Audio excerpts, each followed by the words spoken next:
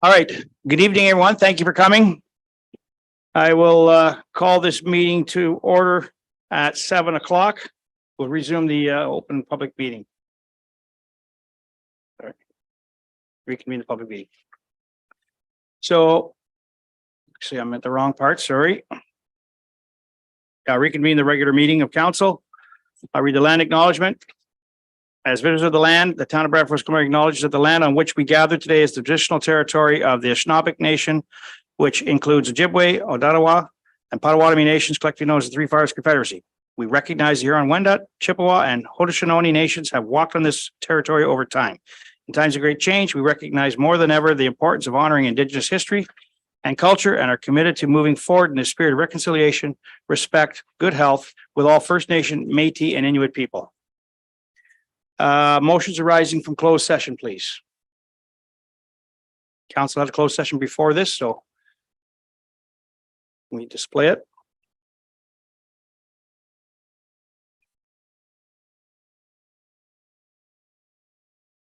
All right. Motions are okay. So I will actually, Councillor Verkuyk didn't attend the closed session. So if you just step back from the table, we'll just do the motion rising from closed. And we'll show that Councillor Verkuyk has declared a pecuniary interest. Okay, so recommendation that the direction provided in closed session with respect to confidential staff report CAO 2023-10 be approved. Moved by Councillor Giordano, seconded by Deputy Mayor Sandu. All in favor? Carried. Thank you. Moving into adoption of the agenda. There was an amendment to the agenda, which includes 16.35 being a committee of whole report entitled Business Licensing Bylaw, Taxi Cab Fare Review. So the recommendation is that the regular council and committee of whole agenda dated June 6, 2023 be adopted as amended. Moved by Councillor Verkuyk, seconded by Councillor Scott. Questions or concerns? We go to the amendment. All in favor? Thank you. Declaration of pecuniary interest, the general nature, you can declare now, or if something comes to your attention when we're in council, you can declare then. Seeing none, we'll move right along.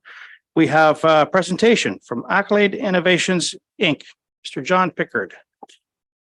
Picard. Yeah.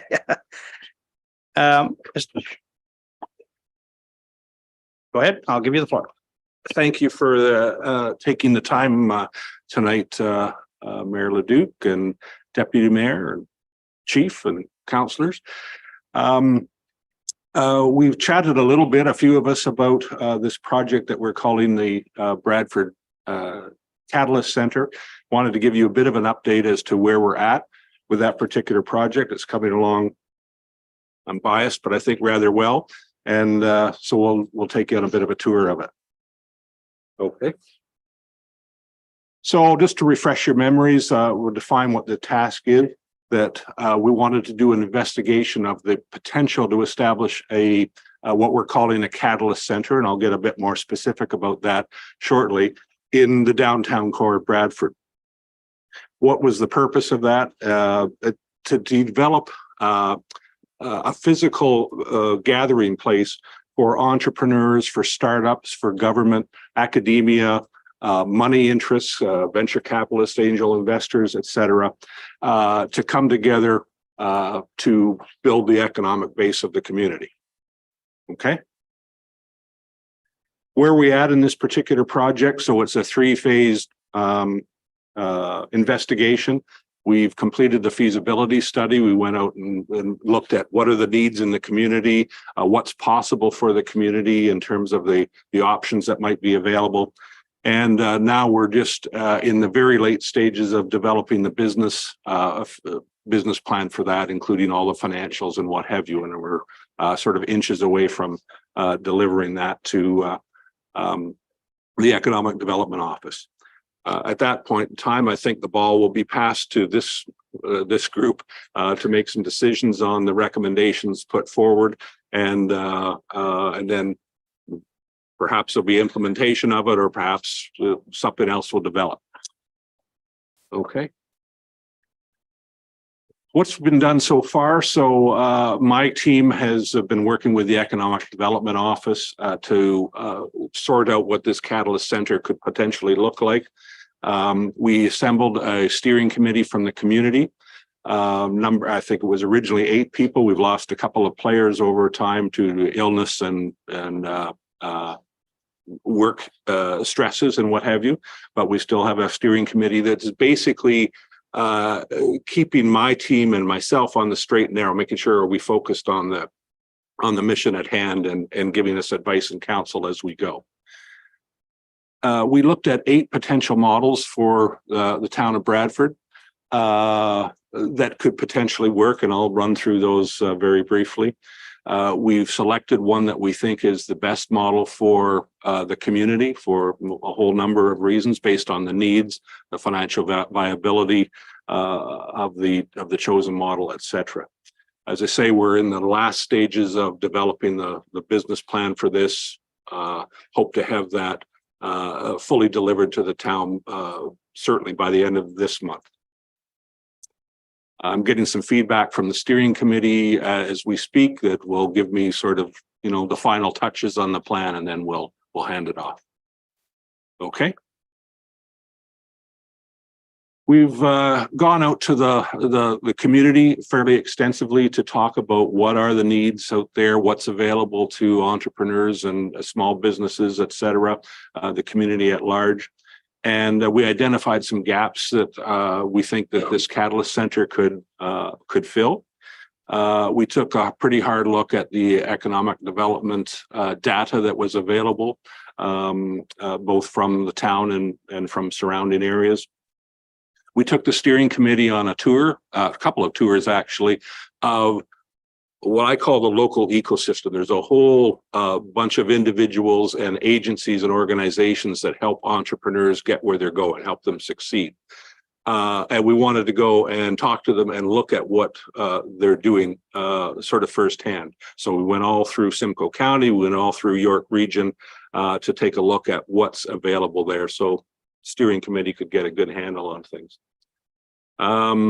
We did through the Economic Development Office a digital survey to the community. We got a bunch of responses, helped us identify some of the needs in the community and the wants as well. We've had my team has talked to some of the local real estate community, commercial real estate, to get a sense of what's the market like, what's it going to cost us to put up a physical center in the downtown area. We did some focus groups with community groups, the Board of Trade, SWAN, the Women's Networking Group, some others, to identify their needs and their wants and dreams as well. Okay. Who'd we talk to? We talked to this entrepreneurial ecosystem, all the folks that are in Simcoe and York Region and some beyond that are helping entrepreneurs succeed in whatever fashion that might be. And they know a lot of stuff about supporting entrepreneurs, and we wanted to bring them into the conversation, see what they had to offer to Bradford, West Gwillimbury. We talked to the local folks at the library who were building a part of this ecosystem out, which I'll talk about.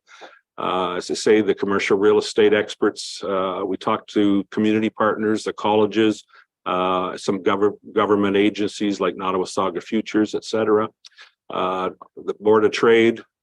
We briefed town council, I think, on a couple of occasions. We've looked at people that provide content and programming for entrepreneurs to help educate them, to help them get better at what they do. And we talked to some people that manage co-working spaces in Simcoe County and environs. All right. We identified some community needs here. That there was a need to support business startups, early stage entrepreneurs, those folks that are dreaming about starting a company, building a product or offering a service out there, and maybe don't know how to do it. And they haven't done it before. There's maybe a lifestyle change for them. And existing small business operators who have a business in town, they want to get it bigger, better, hire more people, generate more revenue. Can we help them do that? Need for local programming. There's programming in York Region, in Simcoe County, but very little is being offered locally, physically right here. We can fix that potentially with a center. Access to high quality business mentors.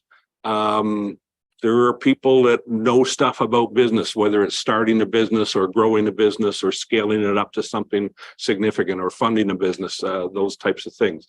They're available in, within sort of 100 kilometers of us.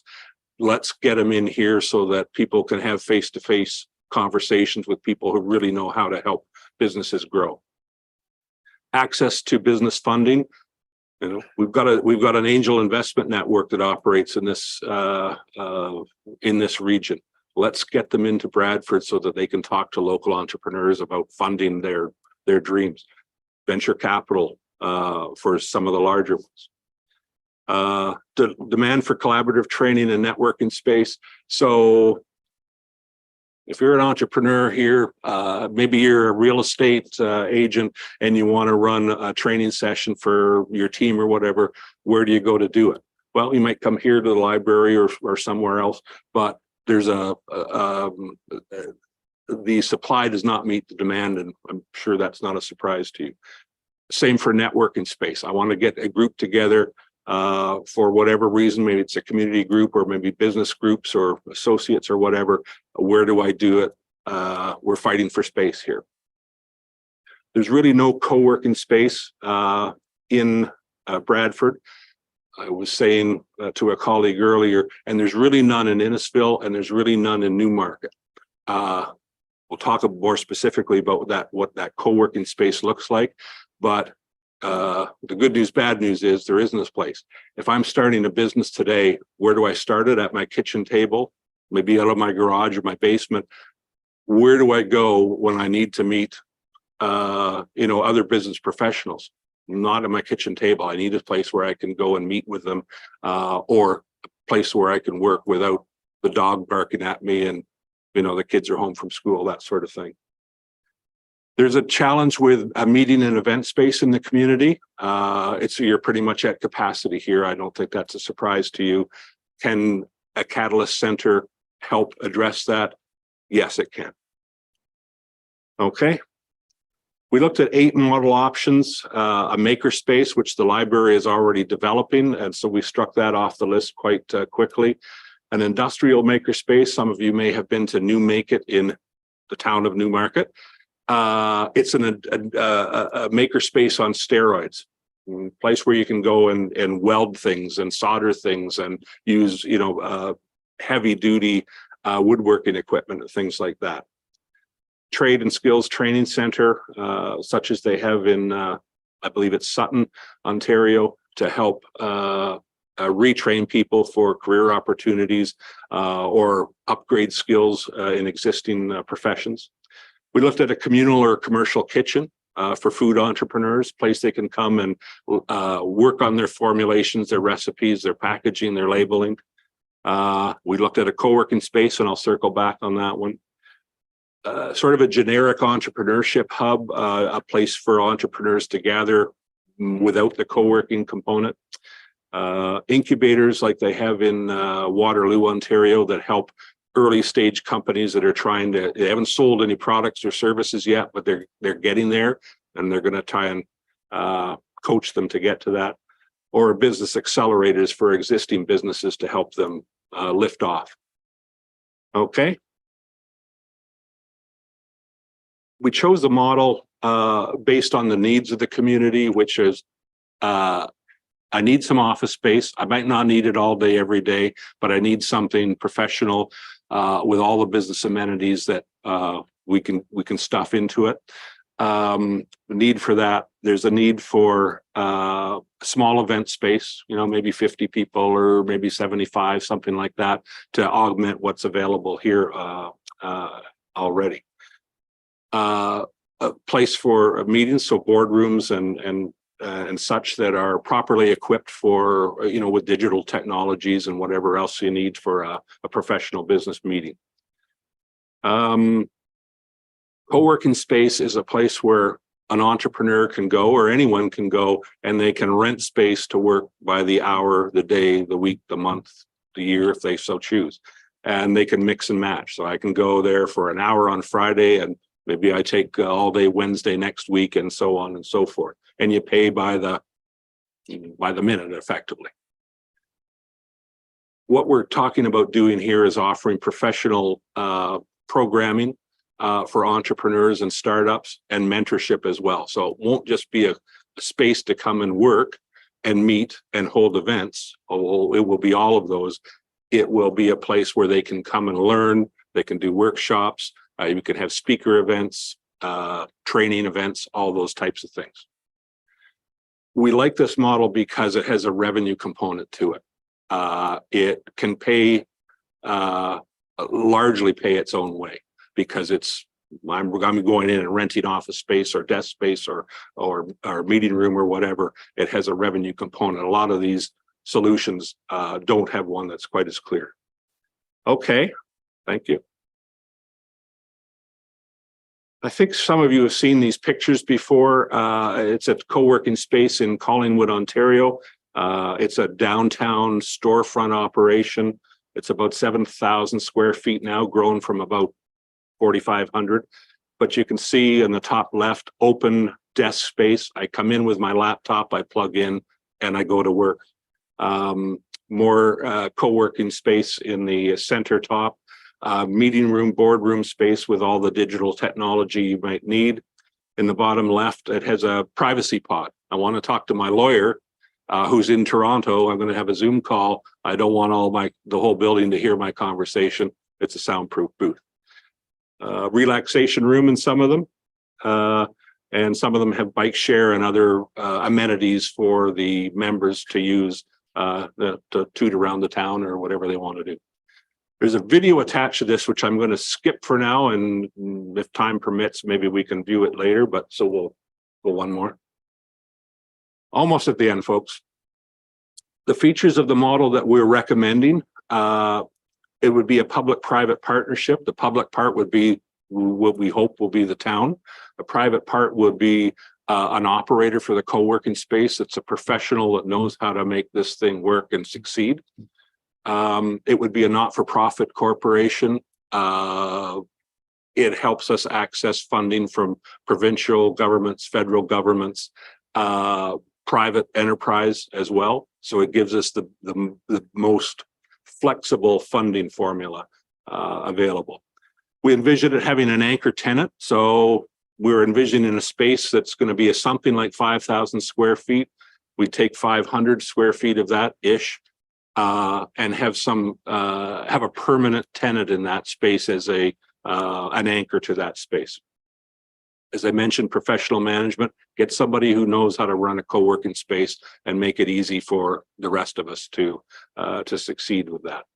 Be a membership model, pay as you go pretty much. Lots of different sort of member options, whether it be a little or a lot of time allocated in the space. One of the great recommendations we got from one of the focus groups was, could you include daycare in it? The answer is yes, we could. And there are models that do that to allow parents with young kids to come and get some work done, but their kids are nearby and looked after. Great idea. We're putting it on hold for now because it takes about twice the physical floor footprint. And that's a lot. So maybe down the road, we have a relationship with a daycare operator that can, we can help each other with it. All right.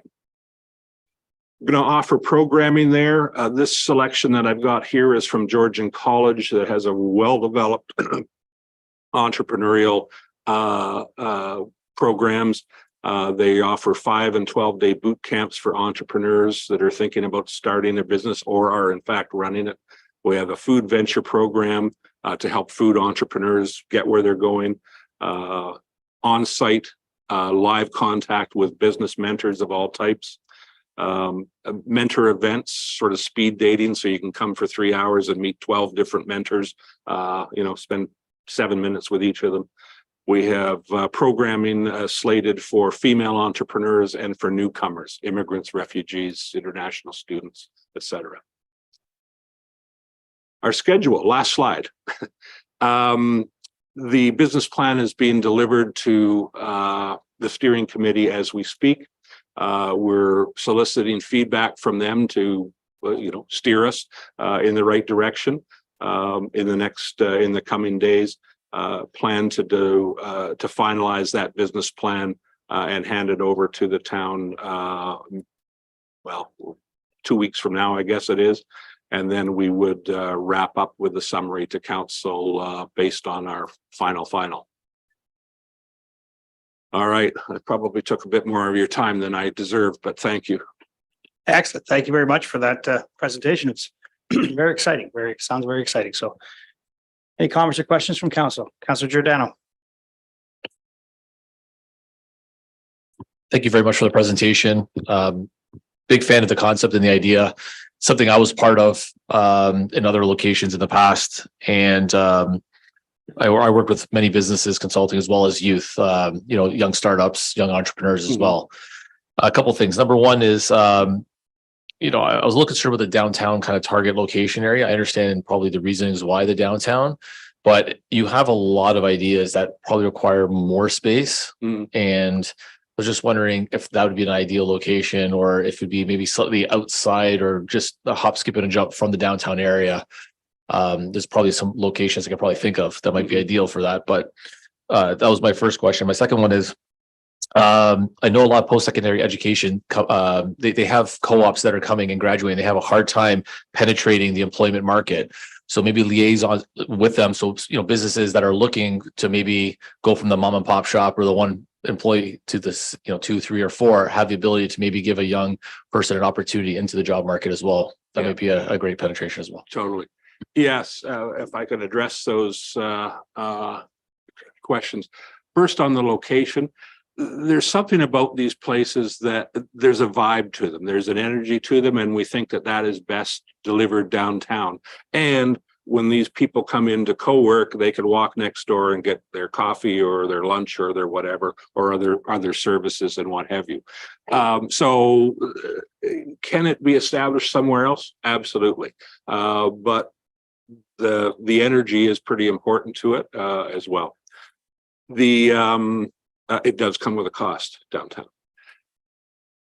On the second question, absolutely. Can we build programs for youth? For sure. Could the high schools be connected to this place? Absolutely. Georgian College, or we're not real handy to Seneca here, but certainly Georgian and things like that. There's absolutely opportunity to mentor young people out of this space for sure. Yeah, good questions. Thanks. Councillor Dehaney. And I got Councillor Verkuyk. Thank you so much for your presentation. So my question is in regards to chosen model. Right. And how can we ensure it is accessible for all people of income demographic? In a sense, we want to make sure price is never an issue for great ideas to be implemented. Interesting. I really built the model based on a sort of a pay-as-you-go model, so that it can, frankly, lighten the load for the town and the other partners that we would see being part of this. Is there an opportunity to have, free time, free services built into it? We haven't built that into it, but yeah, I think it is possible. It would be a bit of a trade-off on the revenue model, but certainly possible. Thank you. Or maybe subsidize something around that. Yeah. Well, sorry, if I could go one further. The way to do that is through sponsorship. So we could go and get, I won't name the names, but the big players in town, the big corporations in town, to buy a chunk of time and say, we got 6 hours a week where people could come and use that time, and it's paid for by Acme Incorporated or whoever it is. Awesome. Thank you. Another question about the professional management. How will this be chosen? Well, I suspect it's going to be a little complicated because it's a municipal project. And so there has to be, it have to be done with integrity.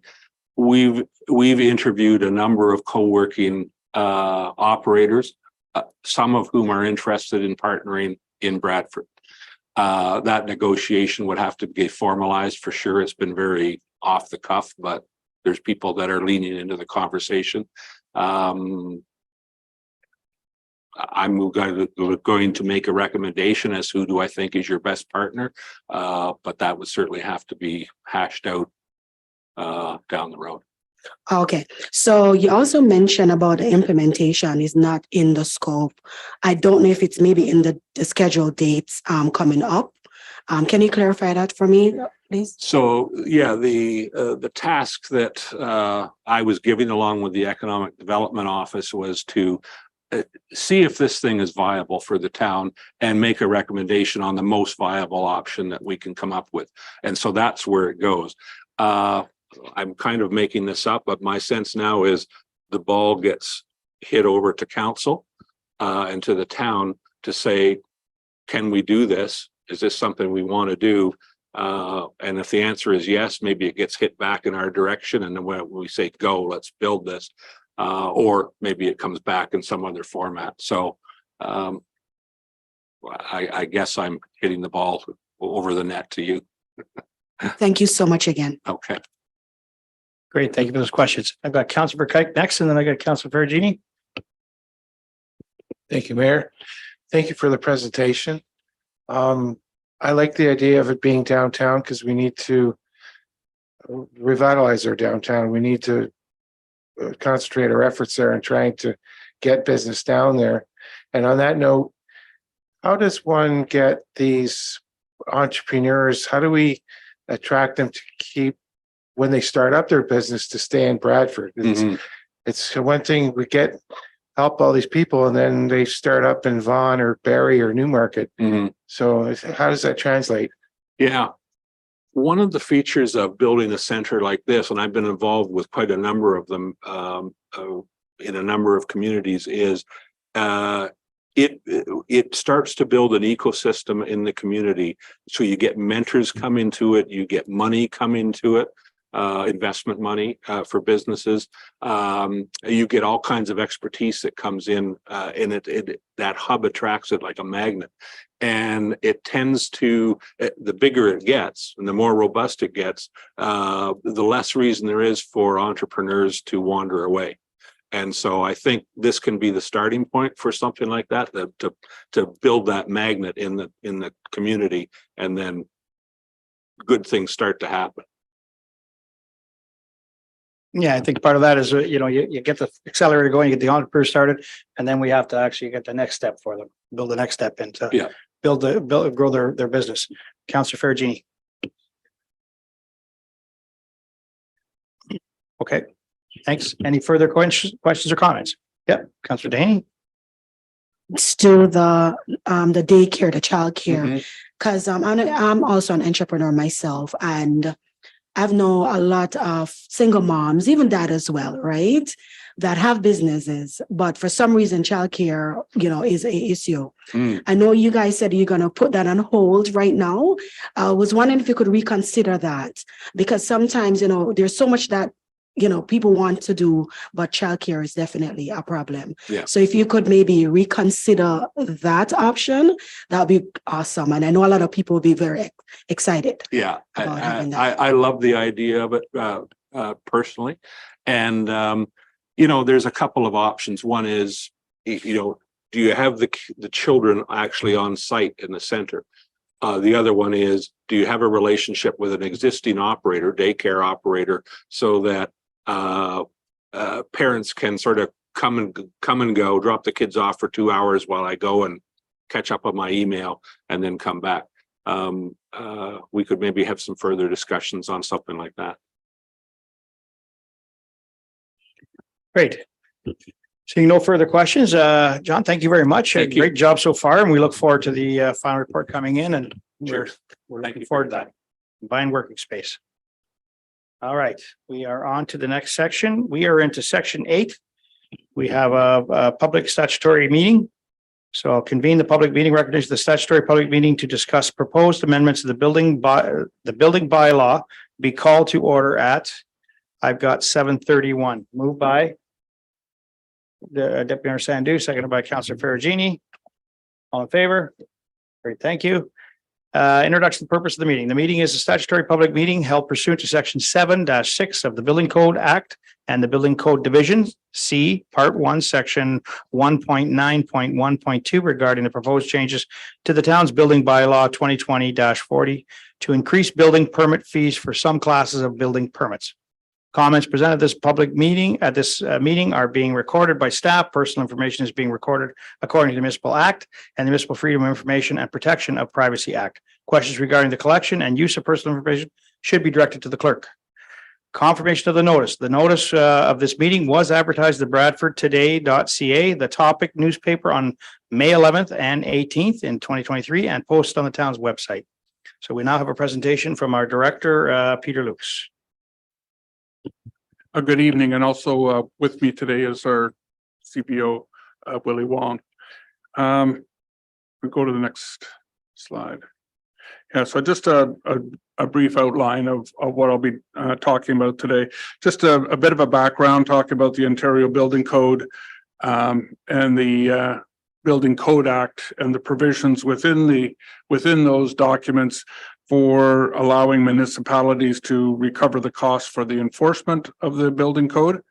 Talk a little bit about the 2019 fee review. Go through our methodology and our strategy that out for the 2023 review that we will be presenting. The focus of which is dealing with our building reserves. So we'll talk a bit about the status of the building reserves. Propose the fee increases, look at the comparator groups, and then go to our recommendations. The Building Code Act and the Ontario Building Code address how municipalities can charge fees for the building permits and building and other associated activities. The process to establish these fees is to be transparent. These services are to be self-supporting and limited to the reasonable costs of the municipality for the enforcement of the building code. The regulations further detail what reasonable costs are and break them into direct and indirect costs, and have provisions for capital expenditures and reserve funds. I'll go into a little bit more detail on what exactly is a direct and indirect costs. And obviously the focus of the meeting tonight is to talk about the use of the reserve funds. The legislation imposes a high-level test, talks about anticipated reasonable costs without really defining exactly what those costs are or what is deemed to be reasonable. So this does provide municipalities some leeway in defining the final fees, and that's why when we look at the comparators, you're going to see numbers that are a little bit skewed. In some cases, people have higher numbers. In some cases, people have lower numbers, but there is a little bit of leeway given to the municipalities as to how they want to establish their final fees. In 2019, we undertook this review. The Ontario Building Code provides for municipalities to update their fees from time to time, but doesn't really specify when or a maximum length of time between those reviews. This may not necessarily be the best spot for this point, but it's something that can't be forgotten, is that the building permit fees are to support the building department and cannot be used by the municipality for other purposes. The building permit fees were last reviewed in 2019, and there were some significant adjustments made at that time, and I'll go into a little bit more detail in upcoming slides. At that time, we did update it. That hadn't been updated for about 14 years prior to that, and part of the requirement for doing that was because we were reducing our reserves quite significantly for a period of time when there was a slow period of building permits. The fee increases that were put forward were really to stop the bleeding. It wasn't necessarily to rebuild the reserves, and it was purposely done that way, and it was indicated that this review in 2023 was to be looking more at the reserves. The next slide. So in 2019, we formulated and adopted a activity-based costing model that allowed us to be able to take our time and our effort and our costs and assign them to the different components of the building code and the activities within that. Taken into account in those cases were the direct costs, which are the staff salaries and benefits. In the case of the building department, they also in their budget pay for the rent, the hydro, and the heating of their office, so all the office expenses as well as the upkeep of their vehicles. The indirect costs, which are town supported services and overheads such as finance, HR, IT, clerks, etc., are then taken and proportionally shared back to the building department through the fees calculation. In addition to this, one full-time fire prevention officer that doesn't reside within the building department but is part of the fire department, it was also included in the indirect costs. And the building department was reimbursing the organization for that one individual. Not included, and I just wanted to clarify so that it wasn't looking like we were double dipping, so to speak, is any services that are impacted by the building permit application, in particular, such as the planning department and the engineering departments that are putting works together that do charge for their own services. The building department is not duplicating those costs back into the fees, so that these are all standalone. The strategy for the building permit review for 2023, we want this to be implemented for July 1st. The next review of the fees will be 2025. If anyone was paying attention to the numbers, in 2019 we did the last review, and we're to do reviews every 3 years. So last year was when we were to do this review. It came to fall of last year, and with the municipal election, we decided to postpone the review until mid of this year to implement. So the next one will get back onto 2025. Also, I've got 3 groups within my department: the planning department, the engineering department, the building department, and the idea is to do one fee review each year so as to get those back on track. So as an aside, anyway, the planning department will be coming back for their review next year. This fall, we're going to be doing Gavin's review on the development engineering fees. One of the recommendations as well from the 2019 study was that the permit fees are to be indexed annually. And so we've started to do that. Traditionally before that, they weren't indexed. So from that perspective, these updates wouldn't necessarily be a cost of living type of adjustment that we would be doing. Instead, we're looking at the fees for the adequacy for them to recover our costs. And in this particular case, the strategy for this review is to look at how we can start to rebuild the reserves. I'll talk a little bit about that in the next slide as well.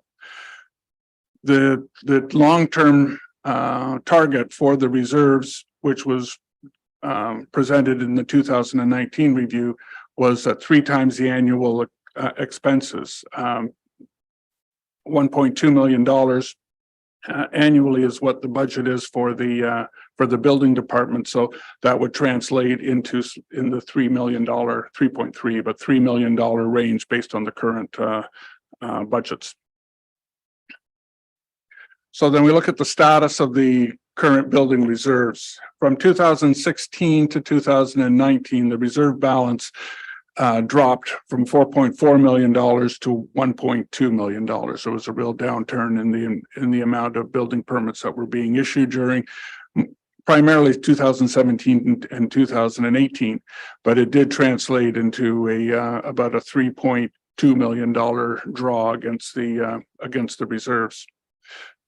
In 2019, when we came forward with the review, this review was to establish some stability in those fees and to level off the reserve balance to avoid it going negative. Not that a reserve balance can't go negative, but then it becomes it's a much more heavy lifting to get it from negative back into positive. Moving forward over the next 3 years from 2020 to 2022, what we saw on average was about 380 new home starts per year in BWG. From the pipeline work that we've been doing and presenting to council, we estimate an average of about $3.5 million in order, or $3.5 million, 325 units per year in order to meet the objectives of the official plan. So we did a little bit better than the average through 2020 and 2022. At the end of 2022, we saw the reserves at about $1.6 million. So this tells us that the objective in 2019 to stop the bleeding was successful. We've actually increased the reserve slightly. However, we do wonder if part of that is due to some cost savings that we would have seen, and those cost savings would have contributed back to the reserve from 2020 to 2022 with the pandemic, and the office was closed for a significant portion of that time. In addition to that, with some staff turnover, we did carry some vacancies for longer than we would have wanted to, due to the shortage of qualified staff in the marketplace.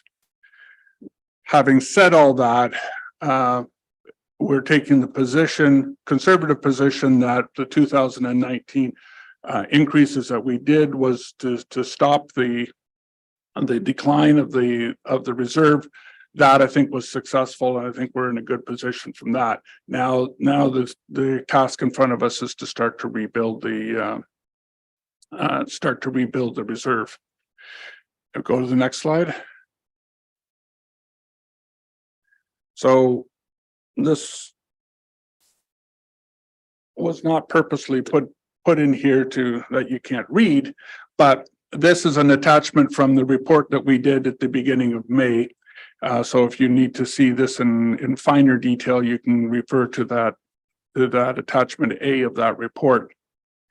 In here, what the top line, and actually I've got a summary of it in the next slide, but the top chart talks about the 6 different comparator groups that we're looking at, which is the city of Barrie, the towns of Innisfil, Oro-Medonte, New Tech, Georgina, and the township of King as our comparators.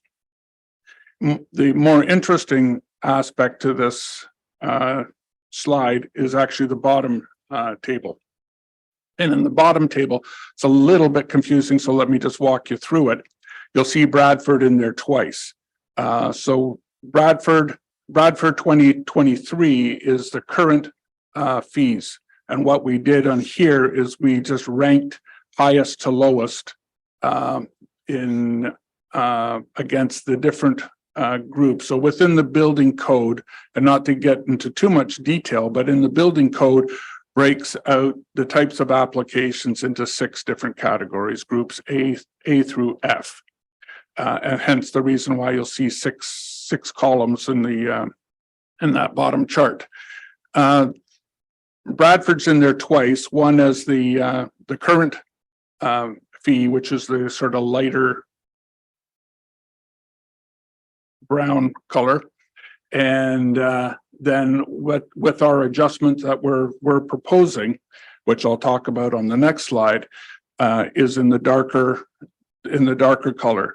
What this actually tells us is that under our current fee structure, of the 6 comparators plus us, so seven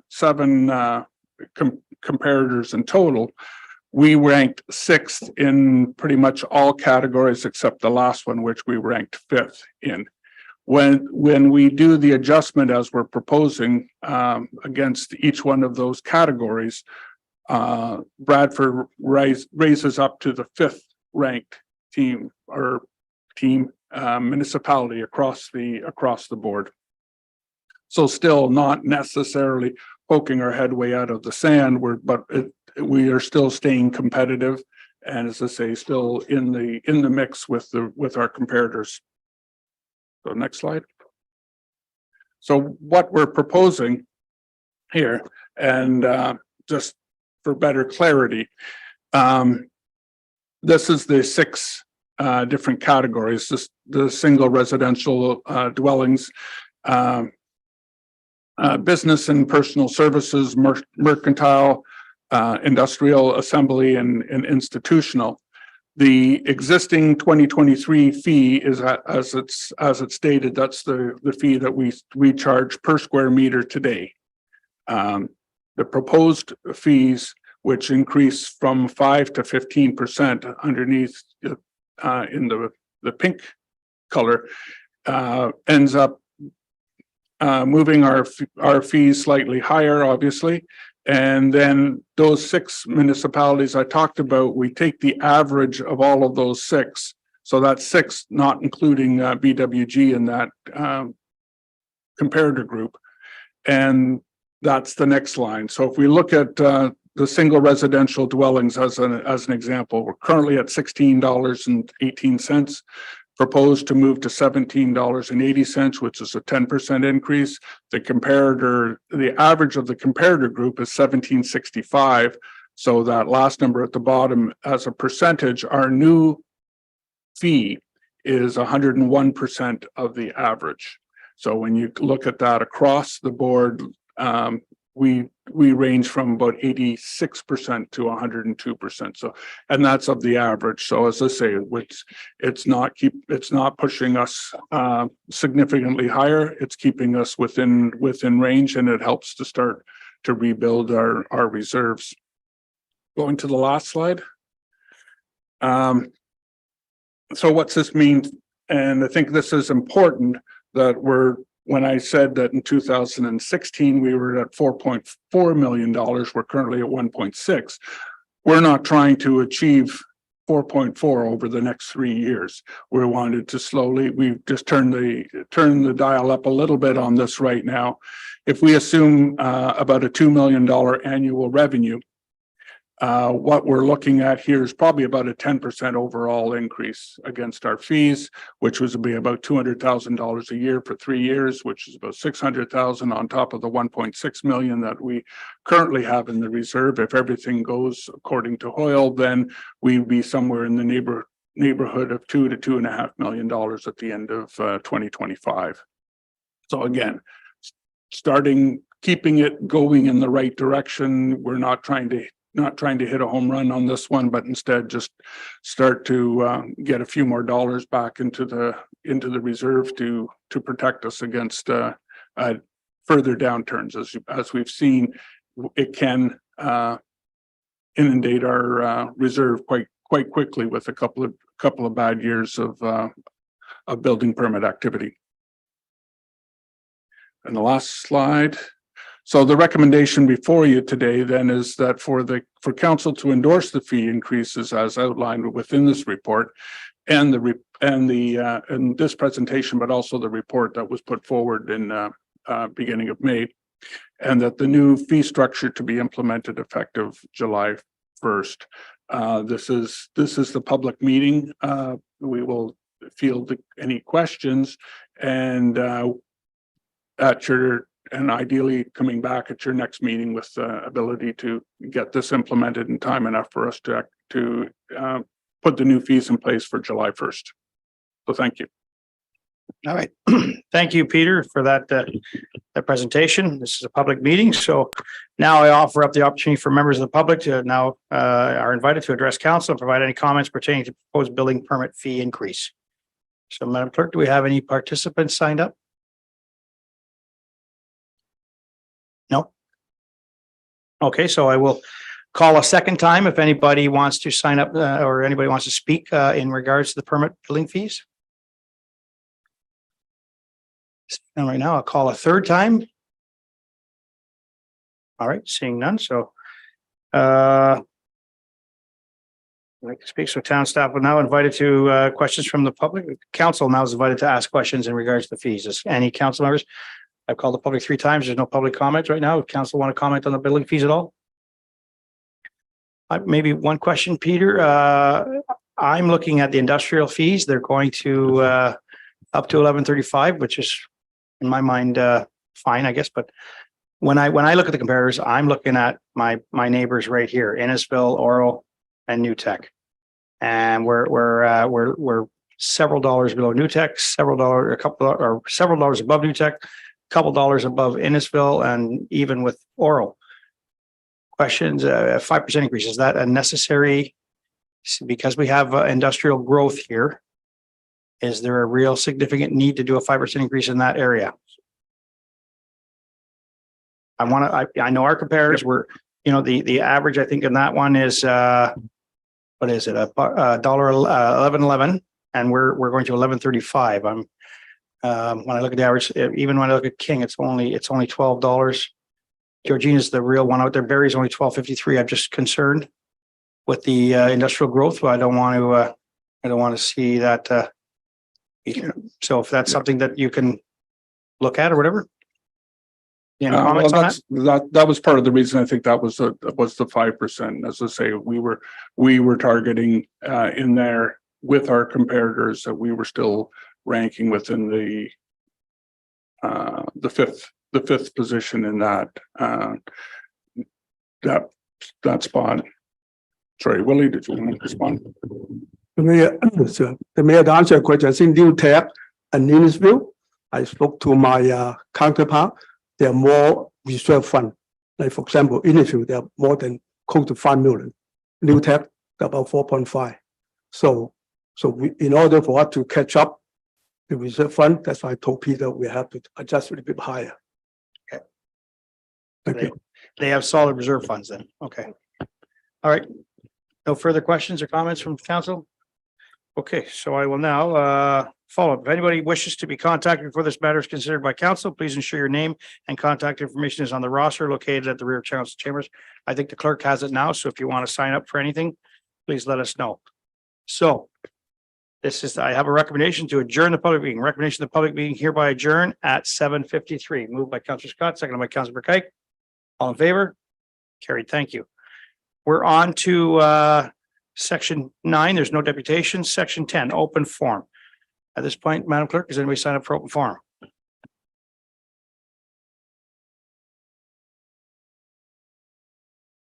Okay, we have Craig Ferguson, and his topic is on 16.3 on the agenda. So development charge deferral. The floor is yours, Mr. Ferguson. Thank you.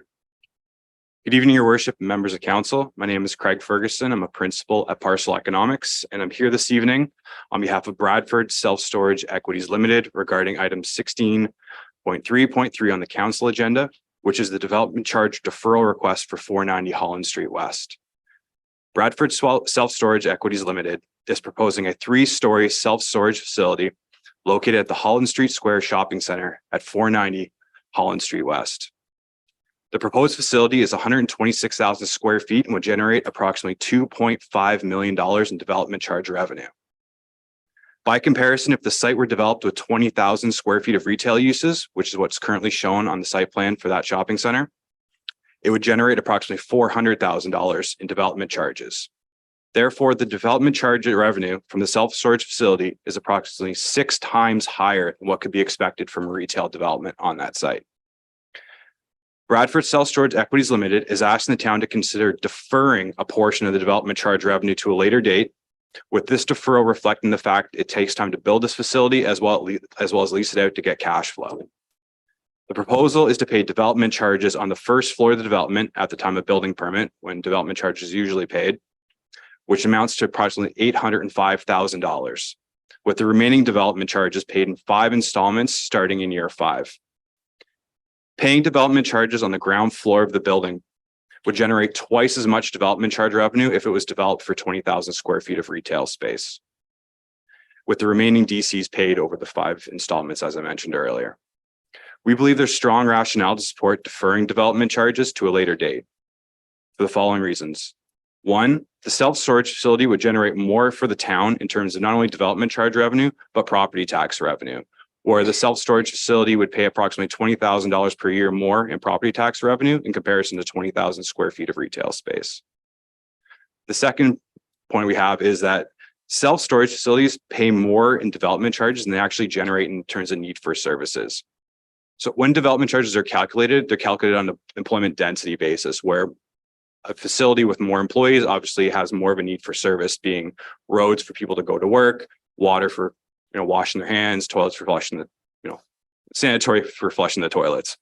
So for example, the 20,000 square feet of retail space would have about 50 employees, and that would generate a need for service, and they'd pay about $400,000 in development charges. Whereas this proposed self-storage facility would have about 3 employees, but yet pay $2.5 million in development charges. So therefore, the self-storage facility is paying far more in development charges than it actually need for services that it's generating. And finally, the town already has development charge deferral agreements in place. There's the 2 business parks where the development charge deferral agreements are through the CIP, as well as the downtown. And then in the staff report for this item tonight, there's identified a few more development charge deferral agreements that the town's entered into.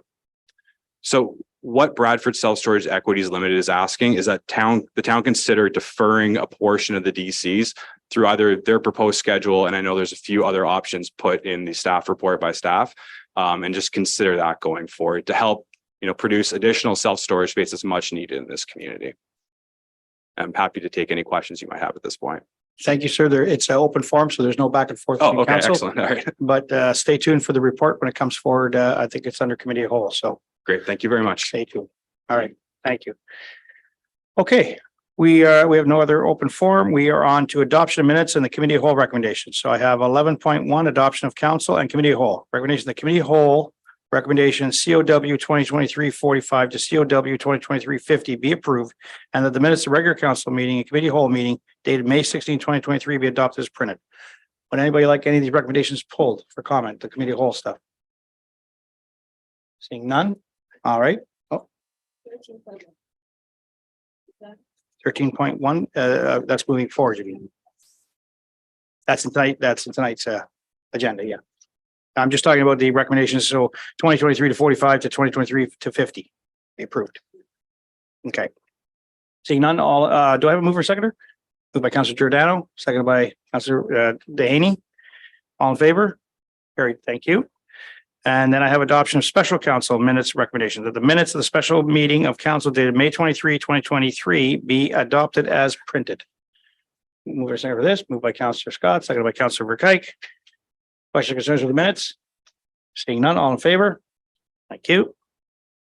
Correspondence. The following correspondence items have been received for information. So we have 12.1, 12.2. Would any member like them pulled? Does I have a consented recommendation then? Seeing none, the correspondence item 12.1 and to include 12.2 be received for information, as information. Move a second for this, please. Moved by Councilor Scott, seconded by Deputy Mayor Sandu. The items are the Town of Lincoln Municipal Heritage Registry and the United Counties of Storm and Dundas and Glengarry. So all in favor? Carried, thank you. We are on to section 13. We have the Office of CO Downtown CIP application. Recommendation that report EDO 2023-4 entitled Downtown CIP application, DCIP 2023-03 Ingoglia be received for information, and that council adopt or approve the Ingoglia application at 152 Holland Street East under the Downtown Community Improvement Plan, DCIP, for $15,891.83, subject to the following breakdown.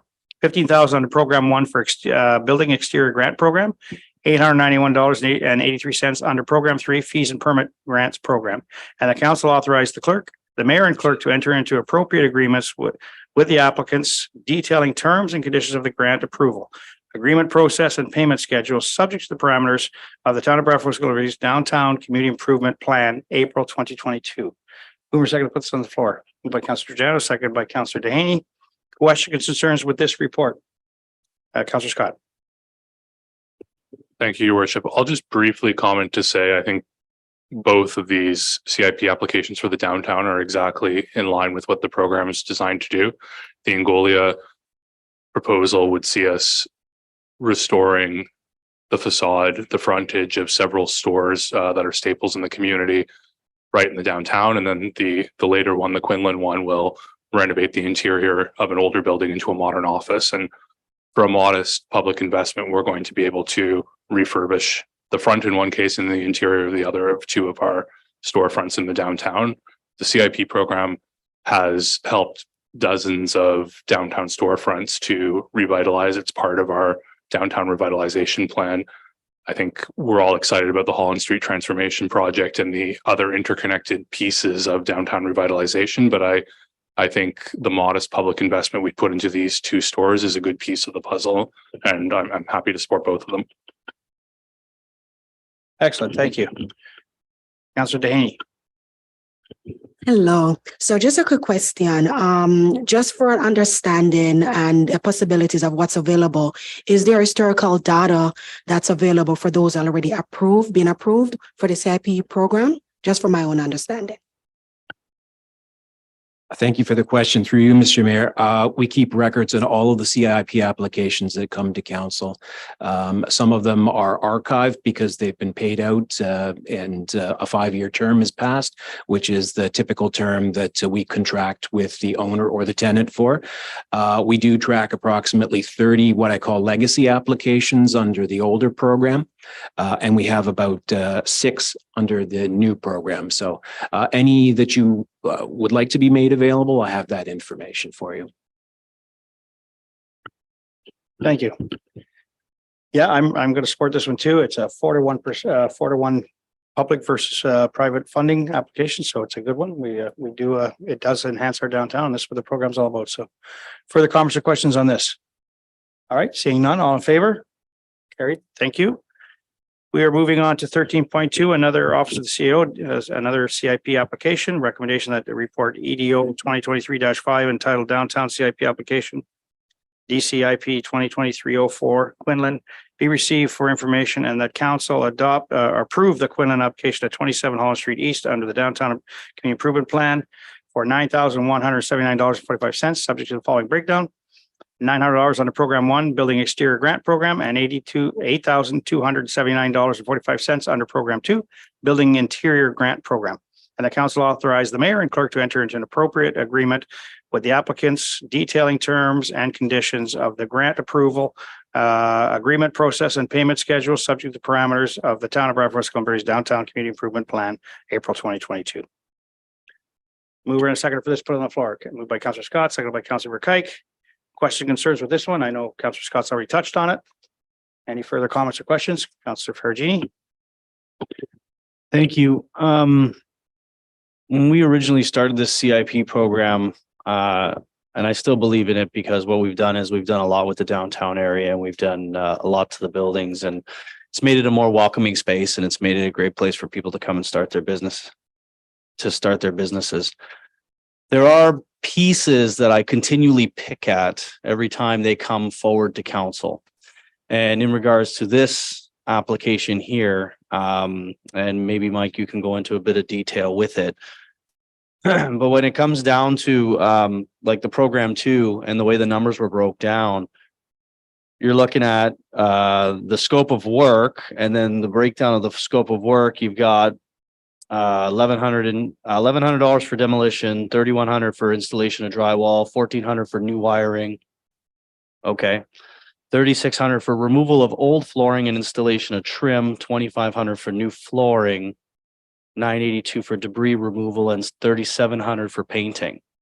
And to me, that's all cost of business. It's all aesthetics. It's nothing that any other business isn't expected to do. It's all interior work, and they've taken a space and made it into a modern office space for their business. So I have a hard time supporting this one in particular. I understood the first one with the exterior signage and fixing up the plaza area. I could get behind that. But with this one, to me, it's a cost of business, and anybody who opens a new business is expected to put money into the business to make it a viable running business. So I have trouble supporting this particular application.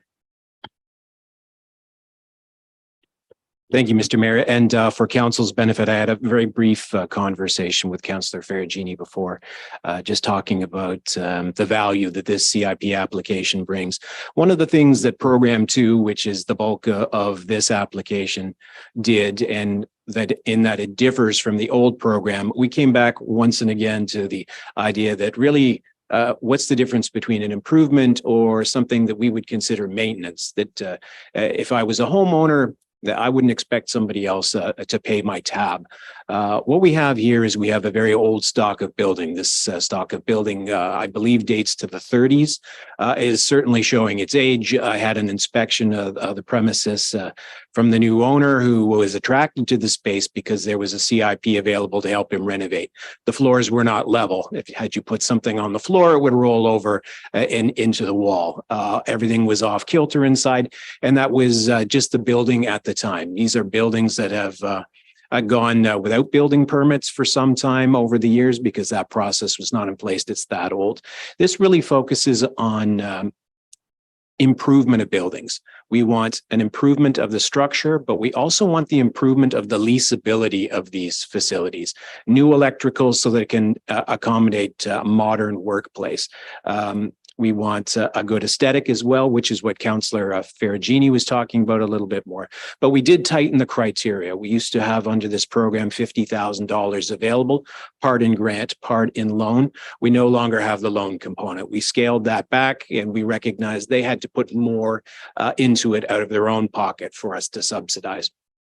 We've done a good job so far downtown, and that's where we've landed. We've also raised the minimum amount that each either owner or tenant has to put in to qualify for this program. And then we wrap this all up in the totality of the application, which is, does it make an overall improvement to this old stock of building? In my estimation, it does.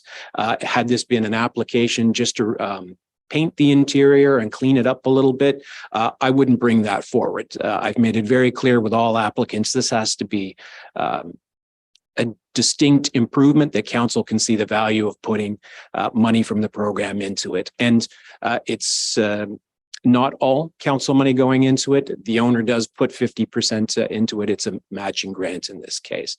So the focus is on the old stock of building. In Program 2, it does mention buildings beyond 1970 as well, which this one qualifies. And I think given the full scope of work that Mr. Quinlan undertook, that it's a valid application. Virginie? Thank you. And I can appreciate that, but again, to anybody who's outside of the CIP area, it would be expected. If the business, and I don't want to see it happen whatsoever, but if the business is here for 2-3 years and they don't make it, now somebody else goes in, they need to re-renovate it because they have a different type of business. They can come back again for the CIP program because it's an old stock of building. To me, it's a cost of business. So that's just my opinion. It makes it difficult for me to support this. Comments? Thank you again. And Mr. Mayor, just a point of clarification on this particular one, this building has been subject to a CIP application in the past. It was a very small one, mostly for exterior, but there was some work on the interior. That amount has been deducted out. That's not eligible in this. So an applicant can't come back, say in 3 years, if I don't want to say it out loud, but if Mr. Quinlan's not in the space anymore, they can't come back and say, I'd like to renovate the interior. That amount of money gets deducted each time. Yeah, so my understanding is there's a maximum amount of money that they can apply for that building. That's it. That's so no matter how many times it gets renovated, there's a maximum. That's correct, Mr. Mayor. Okay. Councillor McKeag, and then I got Councillor Harper. Does this application meet the policy criteria or whatever was passed by the previous council in this program?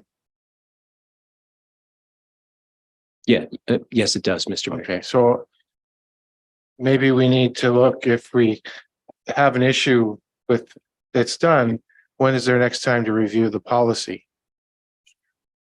Each of the CIP programs that we've started has had a 5-year term and has a mandated mid-program review where council can come forward with any questions. The idea behind that from a strategic point of view is strategic priorities can change over the course of a council term or the 5-year term of the program. Fiscal realities can change in that time frame as well, and we have to address those things. One of the reasons we let the older programs finish and then we reapproached it with a fresh set of eyes was taking new strategic priorities and new fiscal circumstances under consideration, and we altered it accordingly. So we will get another chance. All right. So in the meantime, I think if this meets the criteria, it's only fair to approve it because it meets the criteria that council set forth. That's my opinion. Yeah, thank you for that. And they are 5-year programs that do get reviewed midway. So I'll go. I'm sorry, Councilor Harper. Can I go to Councilor Giordano? I think he was next. Did I miss you or not?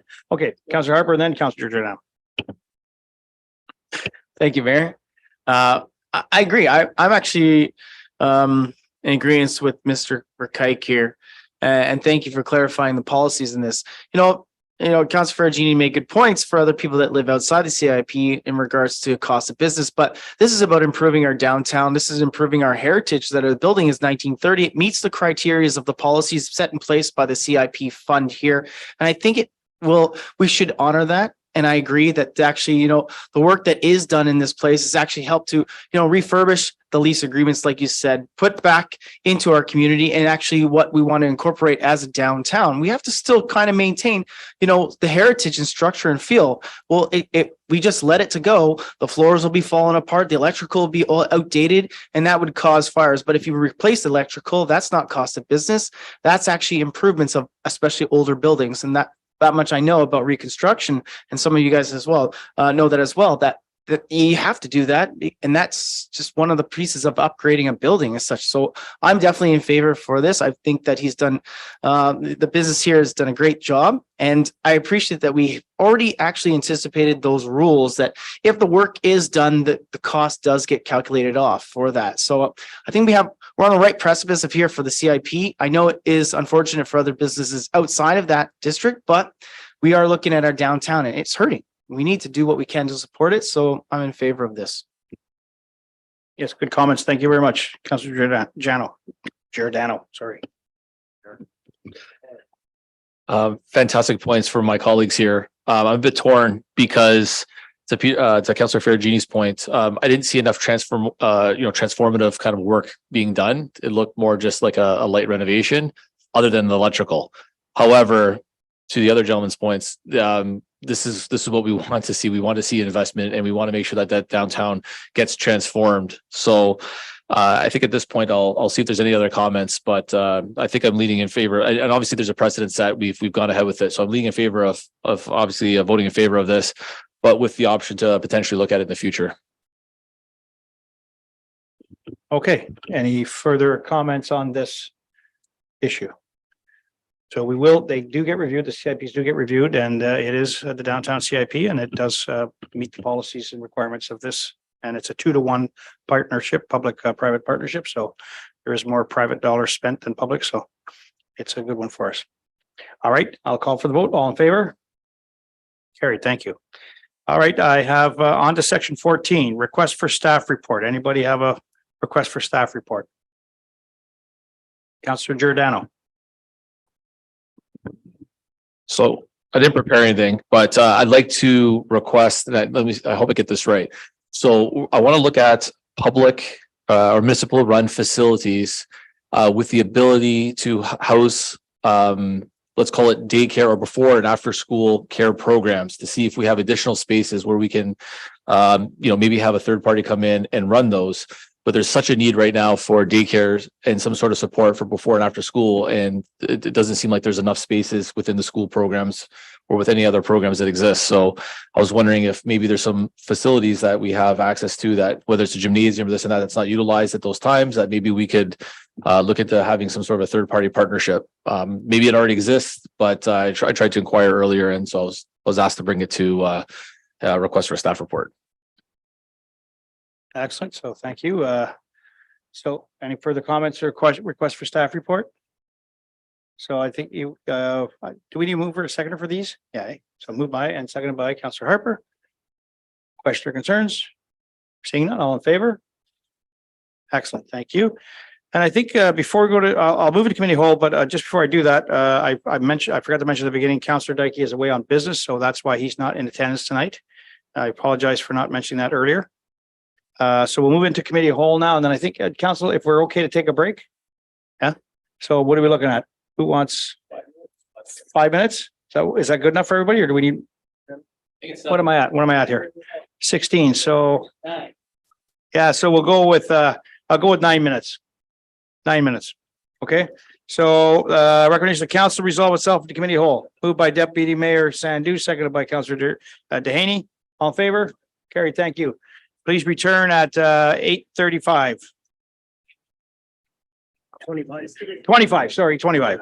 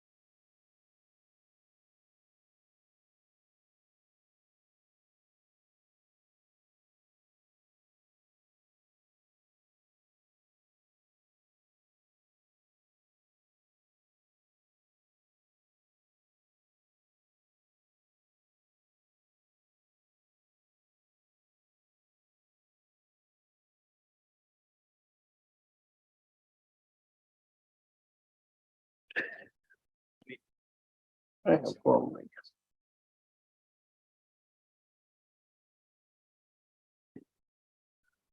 All right, I call this meeting to order at 8:25 PM. 16.2, any declaration of pecuniary interest and the general nature? None declared at this time. You can declare it if you realize and if the item's up for discussion. Staff report 16.3.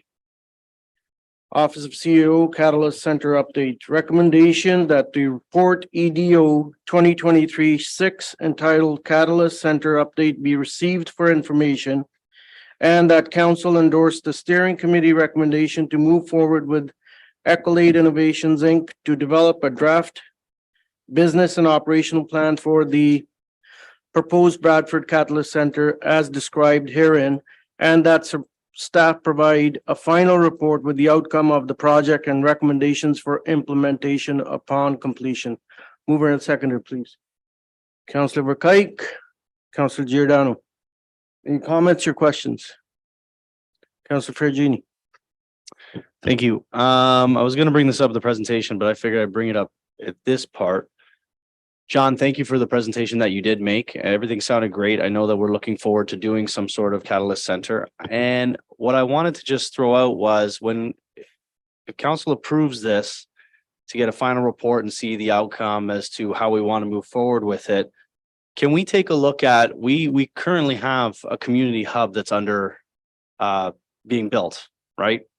So this community hub, based on the things that you were saying and what we want to do with the community hub, I heard a lot of intermingling that they could work together. So what I would like to request is when you take a look at this final, as opposed to looking at, hey, let's build an entire new Catalyst Center, would it work with the community hub that we're currently working with?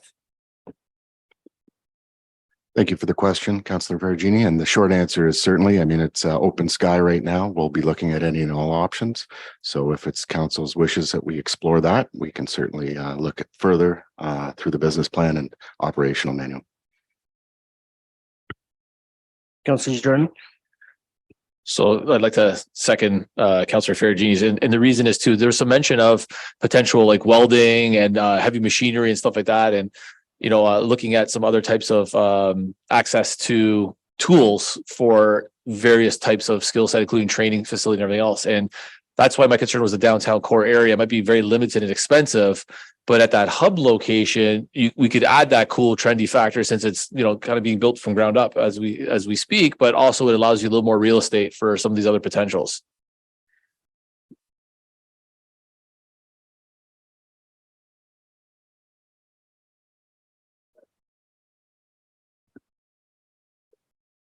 Just for clarity, one of the models that we looked at was this makerspace on steroids, industrial makerspace. We've elected not to pursue that. So there's not going to be any heavy equipment in here other than, sort of standard office equipment that you would find in a, any law office or whatever. Follow up. Yeah, my follow-up is, I get that maybe it's phase one that doesn't have it, but you never want to, as you're doing a entrepreneurial and a business hub, you never want to cap your space based on geographical location. So I believe that space like that has the ability to grow as well. So. Fair. All right, Mayor Leduc.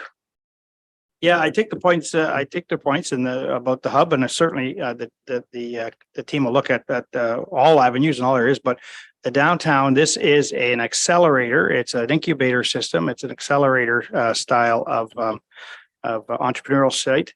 So to my belief is the downtown is a great area for it. And it's not about building a building. It's about using space in the downtown core that might be available to us. So there's many options. And I think we need to keep ourselves open to all those options. And I don't disagree with the hub. Don't get me wrong. I think it's something we can look at, but I certainly think this space is critical too. And I think it was critically said, or I think it was mentioned, the vibe, the downtown vibe.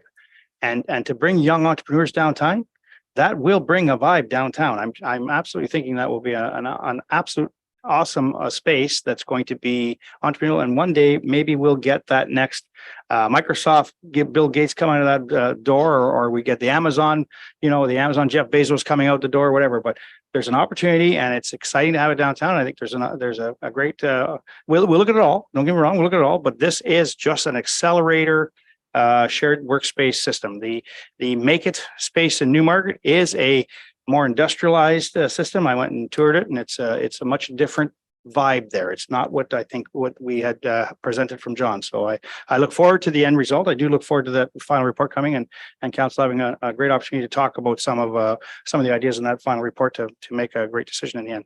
Thank you. Okay, Councillor Scott and Councillor McCaig. Thank you. If we're getting the next Amazon or Microsoft, we should explore some ownership clauses in these contracts, but we'd never have to pay tax again. I just want to echo everyone's comments around location, but I think we should broaden it. And I believe the Strategic Projects Committee is going to have ownership on this file, but as we're looking at the space needs for the future Civic Center and Town Hall, we know that there's going to be a few other properties in addition to the hub that might become vacated by the town, and most of them are a stone's throw away from the downtown. And so I do think we should look, we might have more properties available in the next 3 to 4 years than we currently have, and depending on the timeline of when we would want to see this operationalized and open. But I do hope the next phase looks at location, because to be frank about it, without a location, it's going to be a report on a shelf. Thank you for those comments. Councillor McCaig. Yeah, I guess maybe I should ask this question at the beginning. Are we planning on building something new, buying something, or renting something?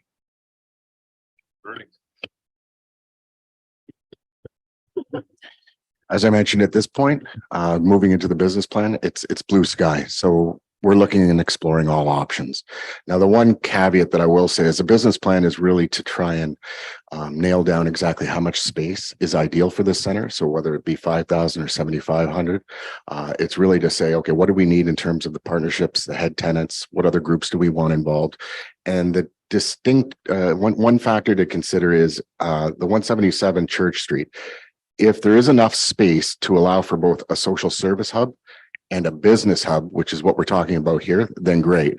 But I think you need to be mindful of the fact that we're really trying to create a business hub with this model, and we'll be exploring any and all options. Thank you. Any other comments or questions? Good, thank you. This is a very good report, and I look forward to having the final report, because this, I believe, will be something that will be utilized by our small businesses or entrepreneurs that are looking to start up. So I look forward to that report. If there's no comments or questions, okay, go ahead, Councillor.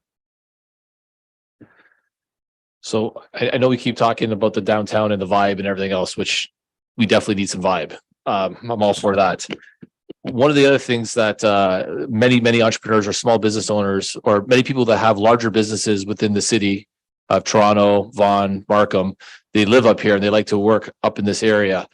A 5,000 square foot facility may not be feasible enough for them, but when you look at like Reuters or some of those other places that have office space with a shared receptionist, offices, and multiple boardrooms that are rented, that's something that almost every business owner that lives in my ward and surrounding wards, that they work out of their home or they have their satellite office up here, they're really looking forward to.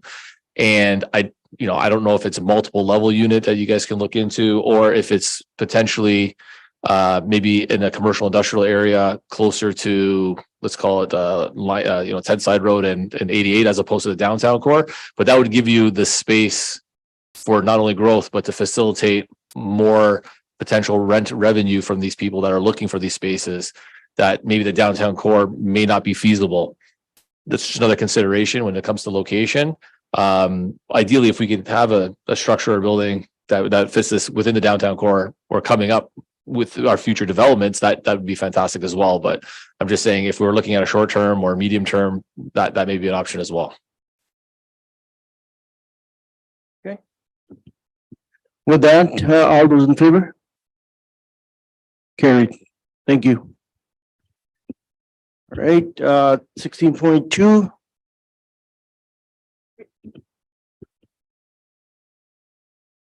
All right, the recommendation that the report PLN 2021 entitled Municipal Street Naming Update. Candidate street names resulting from charitable auction be received for information. And that regarding the proposed candidate street name Augusto Marcus Boulevard, council directs the implementation of, there's three options: A, approve, B, defer, C, reject, as outlined in section 3.4 of this report.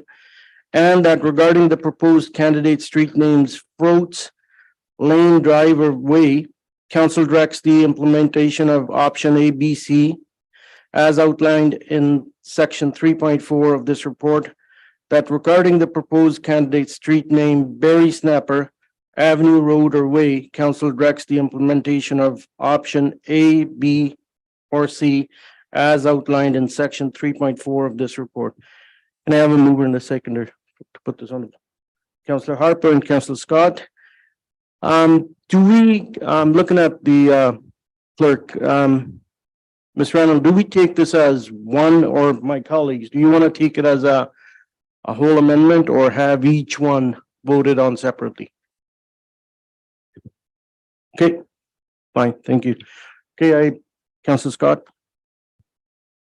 Against my better judgment, I'm going to comment on this one to kick it off. This was a nice idea, but it's kind of, due respect to everyone involved, a bit of a farce at this point. We let a charity auction off 3 street names. We received the street names, then we decided to evaluate them against the policy. Fair enough. There's at least on 2 of them reasons why they don't technically fit the policy. Maybe we abbreviate the first name or drop the first name, as the case may be. But I wasn't wild about this idea when it first came up, but I now want to honor that people have already paid into this auction to get street names. All they're ultimately getting is their name added to the list, which was always free and something they could have pursued anyway. So I'm just in favor of accepting it, maybe abbreviating the third first name if that's an option, but I don't want to play around with this. We've kind of made our bed, now we have to lie in it as far as I'm concerned with this one, and I wouldn't recommend doing it again. Okay, Councillor Harper. Thank you, Deputy Mayor. When I look at the policies in this, and this is an inherited decision coming on to council, I look at the policies that and weigh out the judgments and the names on those lists and the criteria set out in those policies. And actually it honors the fallen soldiers. It honors service members that gave their lives and dedicated service to dignitaries. And that is why their name is on there. I would not be in favor of abbreviating anything and keeping to the policies as the per staff's recommendation, to like not change the policy and just keep the last name added on here. I would hate to have a family member or a loved one that had a service member's name be put up here and then knowing that we changed it for an auction that didn't meet the criteria of the policy and it disrespects the integrity of the fallen members. Thank you. Councillor Giordano. Well, I agree with both previous councillors. I feel like we probably have no choice but to move ahead with this because of the fact of a previous decision that was made. But I'm not in favor of moving forward.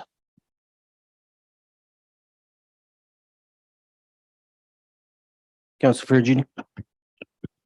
Thank you. I remember when this idea came up and it seemed like a good idea at the time to help try to raise funds towards it. To Councillor Scott's point, though, it was to be added on the list, which could have been looked at in a different way.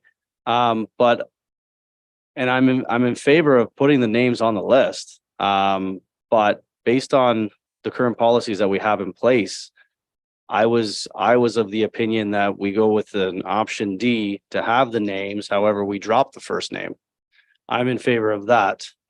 So I know that Councillor Harper isn't to specifically focus on certain individuals, but the way that it's set up right now, I would be in favor of dropping the first name and just having the last names put forward.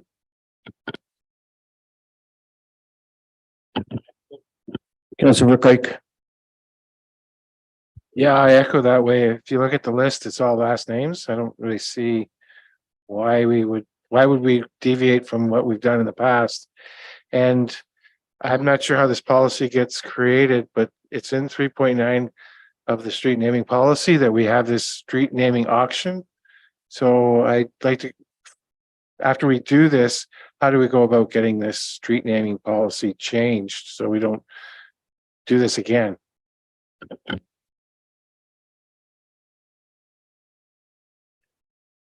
Mayor LaDuke. Yes, thank you, Deputy Mayor. Yeah, at the time, it was a great idea, and I still think it's a great idea to raise funds for charities that need funding. I agree with Councillor Ferragini that I think we go back and we ask the recipients if they would still stick to the last name. It is in our policies, and I have no problem going back and asking them to do that.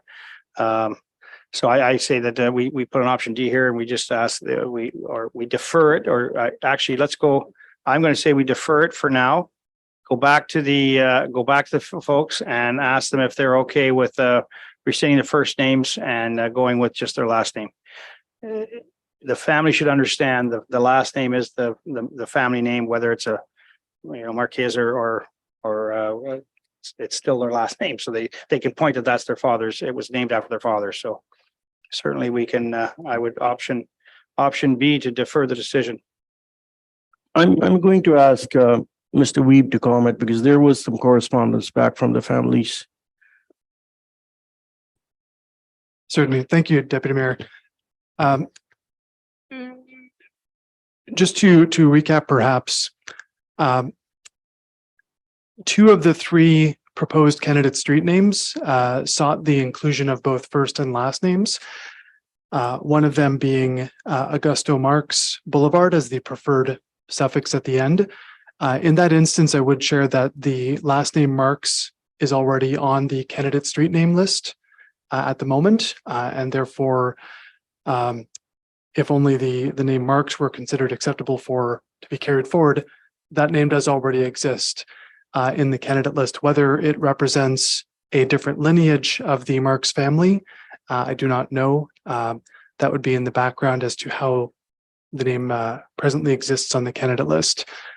The second name listed in the draft resolution, Froats, already presents the last name, and staff have presented other observations with respect to the street naming policy for council's consideration. We defer to council's direction in that respect.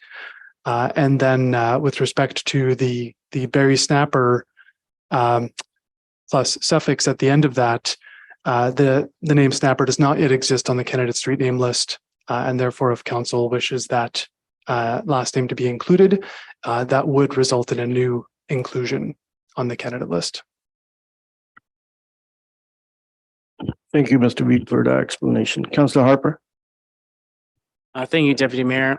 Thank you, Alan, for the explanation. I was going to suggest that maybe if there was a discrepancy with just the A Marx name adding on, that maybe we spin off Froats and Snapper and add them to the list, if that's okay, because they said that it is a third choice on Snapper.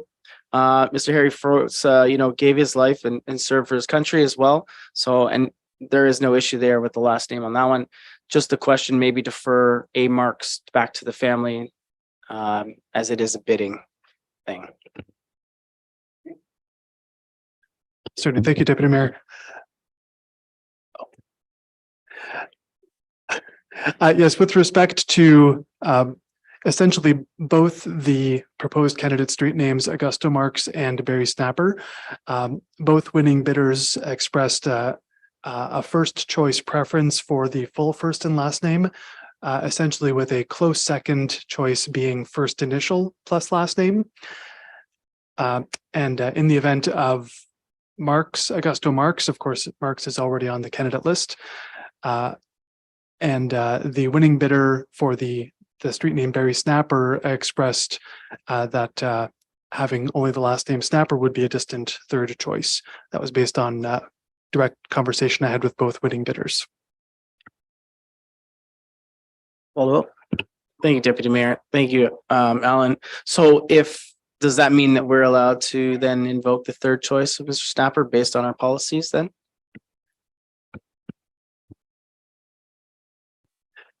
I understand that that would indeed be at council's discretion, yes. Before I go to the other speakers, I'm gonna ask our CAO to make a comment.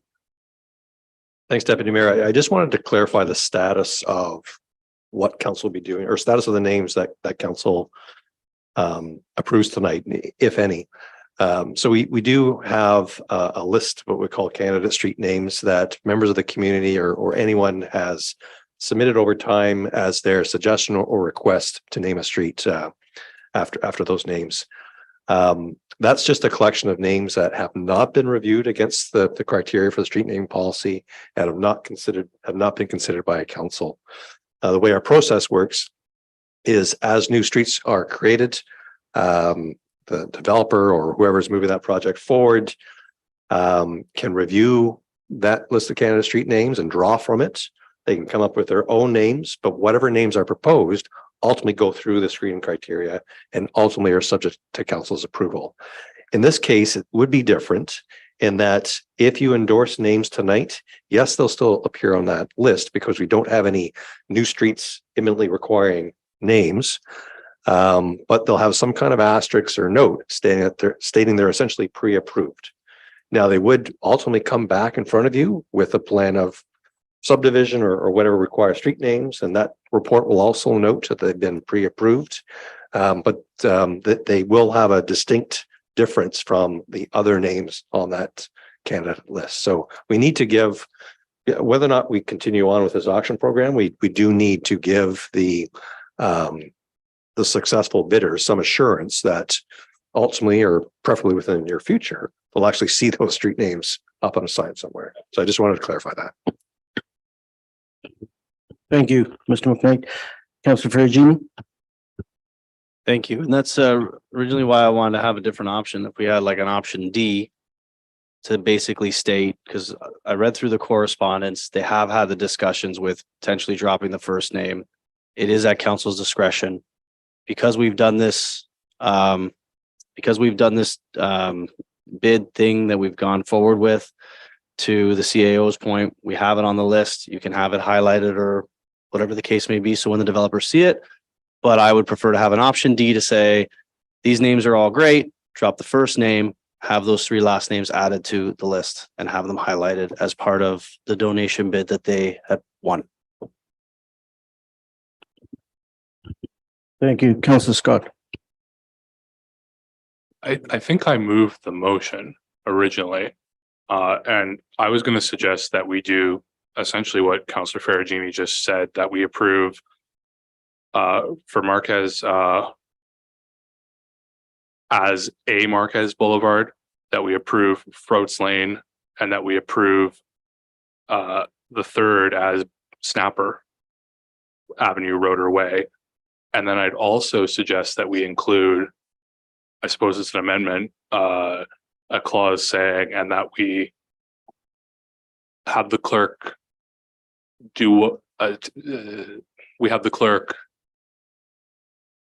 take the necessary actions to discontinue this element of the street naming policy related to auctions.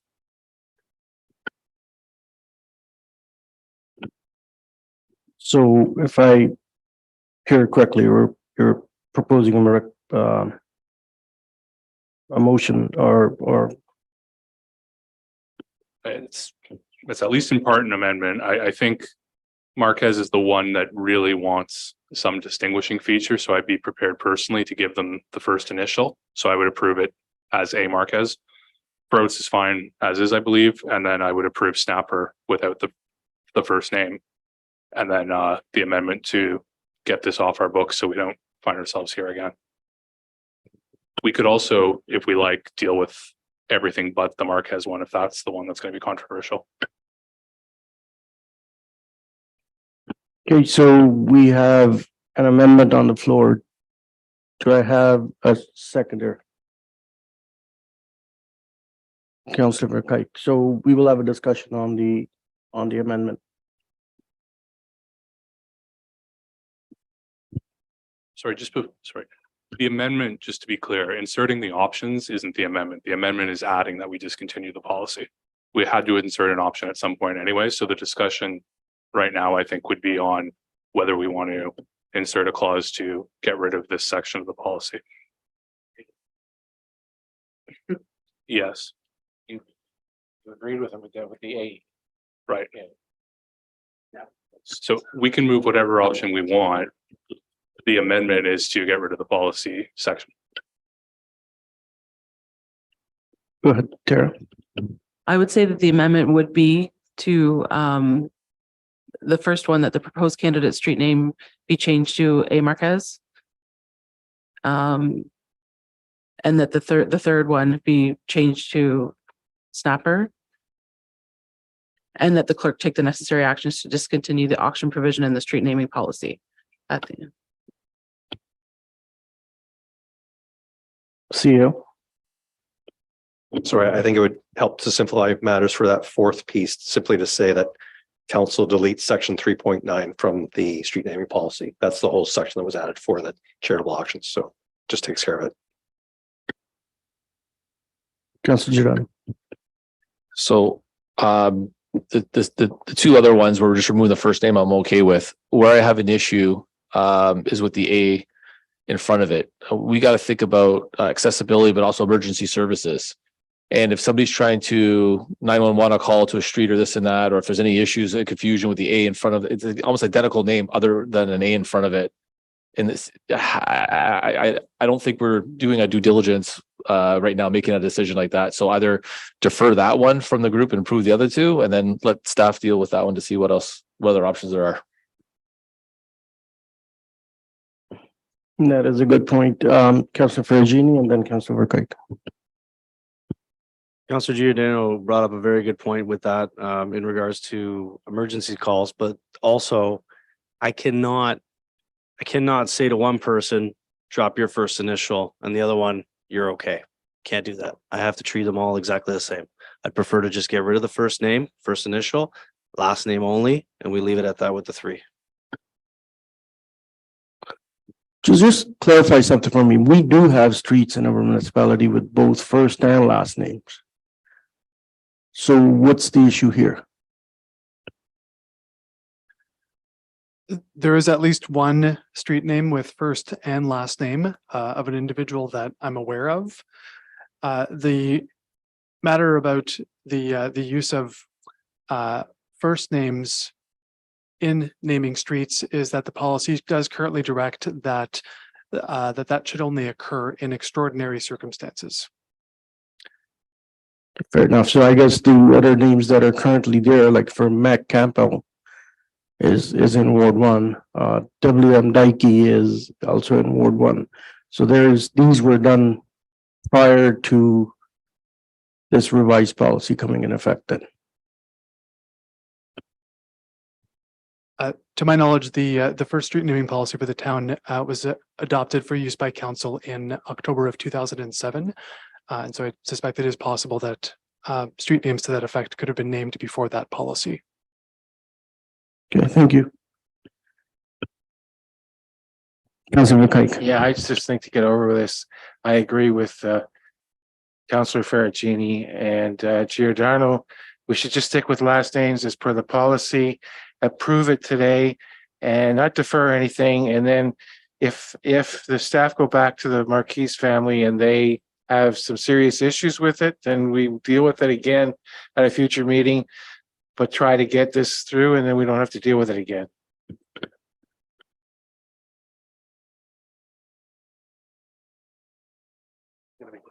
In that case, if I can, I will just change it to approve them all as last name only and add in the new clause. Since Marquez is already on the list, I was thinking that one might be a bit different, but I don't want to belabor this.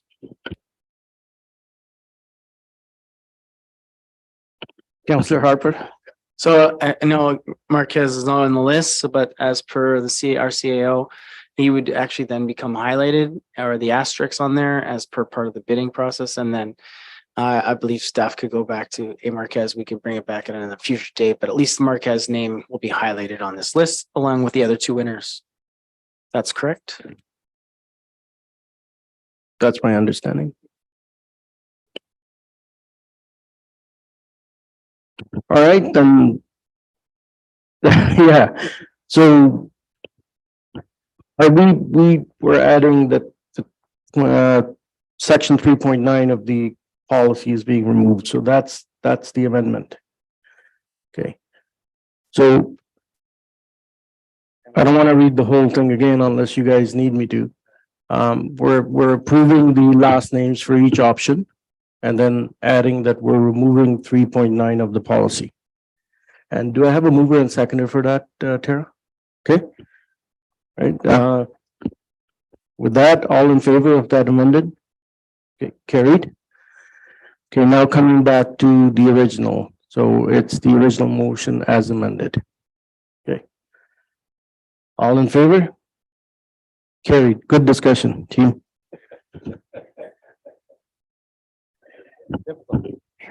Yeah. The options. Next one has 4. Okay, the financial services deferral, development charge deferral request for 490 Holland Street West. Recommendation that report FIN 2023-10 entitled Development Charge Deferral Request 490 Holland Street West be received for information and that council approve option as outlined in this report. And there are 4 options for council to consider. I have a mover and a seconder to put this on the floor, please. Councilor Giordano, Mayor Leduc. Okay, questions, comments? Mayor? Let me start off the conversation. At this point in time, Mr. Ferguson, I appreciate your coming to council and asking for this deferral, but I can't endorse a deferral right now. Our deferrals in the past were specifically related to issues that the community needed. We were in desperate need of hotels and seniors housing, so we've done deferrals that way. They were specific to what this council required. So at this time, I just can't do a deferral with your application. So I appreciate your wanting to invest in Bradford. We look forward to seeing you here in Bradford. We look forward to you being very successful. I know that through reading your report earlier, it does state the need for storage, and I see that as being a big need in our community as we're growing. So I still hope you proceed through with your application and you go to build, because I think it's a very needed storage spot for people, because our lots are getting smaller and people have nowhere to store some of their things. So, but at this time, I just personally can't support a deferral of that nature right now. Thank you. Hey, Councilor Giordano. Thank you for your presentation earlier. It was very informative. I actually asked some questions prior to today's council meeting.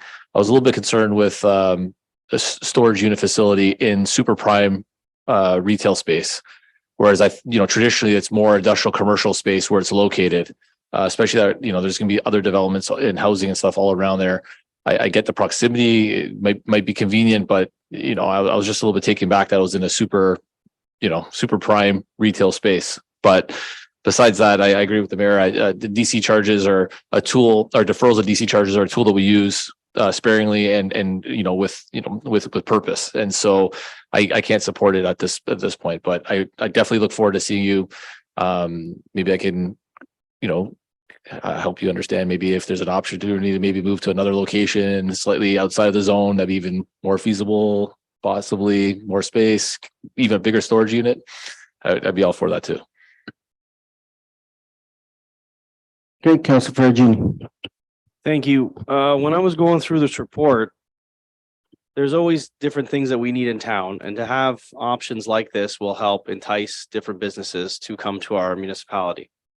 So we have done this in the past. Granted, yes, it has been done for heavily needed pieces, but I was actually of the opinion of looking at option 2, which would help the deferral process, but at the same time would be set as a precedent that we've already set with other ones that we've done the deferrals for. So we still get the money, the deferral charges back, and the time frame is not very long because it has to be done within our the town's final EPA 3 loan repayable amount. I have no issues moving forward with option 2, dealing with a deferral request. It sounds like right now that's your better option than what everybody else is offering. So that's what I would put forward.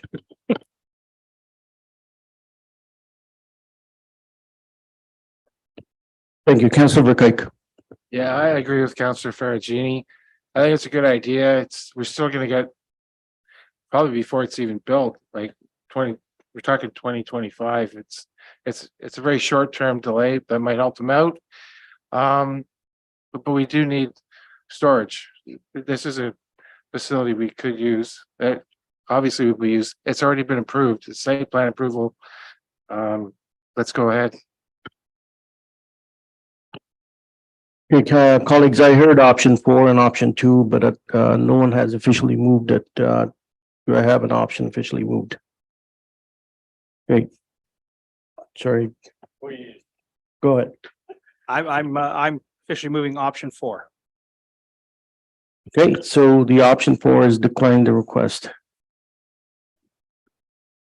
I have a seconder for, well, I don't need a mover and a seconder for the option picking, right? I think you would do it as an amendment. As an, Yeah. okay. You All do a right, second. then it's moved by Mayor Leduc and seconded by Councillor Harper. That council approve option 4 as outlined in this report. Any questions or comments about option 4? None. I'm going to call the vote. All those in favor of going with option 4?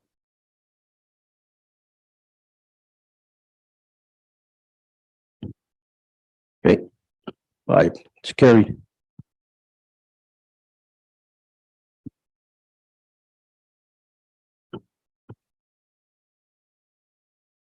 So now we're back to the main motion as amended. We already had a mover and a seconder for that, so I'm going to ask for a vote. All in favor for the motion as amended? Gents? All in favor of the motion as amended? Carried. Thank you. Okay, corporate services, video surveillance, privacy and policy. That report CLK 2023-5 entitled Video Surveillance, Privacy and Policy be received for information and that the attached video surveillance policy be approved. Mover and a second, Councillor Harper, Councillor Fergini, comments or questions? Mayor Leduc. Just a comment, I'm glad to see this report come forward. I think it's something that is very needed, and I look forward to seeing this. And I like that in fact it talks about surveillance cameras in parks, streets, and other public spaces. So I think it's something that it's council's directive for community safety and traffic safety. So this is a good policy that we need to get through and make sure that we have it in place for our making sure that we meet the MFI PPA. So just want to comment on that. No, thank you for those comments, and it is a good policy, and it's something that's needed in our community, and I think there's more and more communities that's opting for video surveillance for community safety. Any other comments or questions? Okay, none. All in favor? Carried. Okay, there was an addition to the agenda, and it's 16.3 corporate services, business licensing bylaw, taxi cab fare review, COR 2023-3. Recommendation that report COR 2023-3 entitled Business Licensing Taxi Cab Fare Review be received for information, and that council directs staff to proceed with option, and there's 3 options again, and that staff are authorized to prepare the necessary bylaw amendment to give effect to this option. Move on to seconder, please. Councillor Dehaney, Councillor Fergini. Any comments or questions? Councillor Fergini. Going through this report and taking a look at the options that are put forward in front of us, I would prefer to put option 2 forward, where the broker establishes the fare.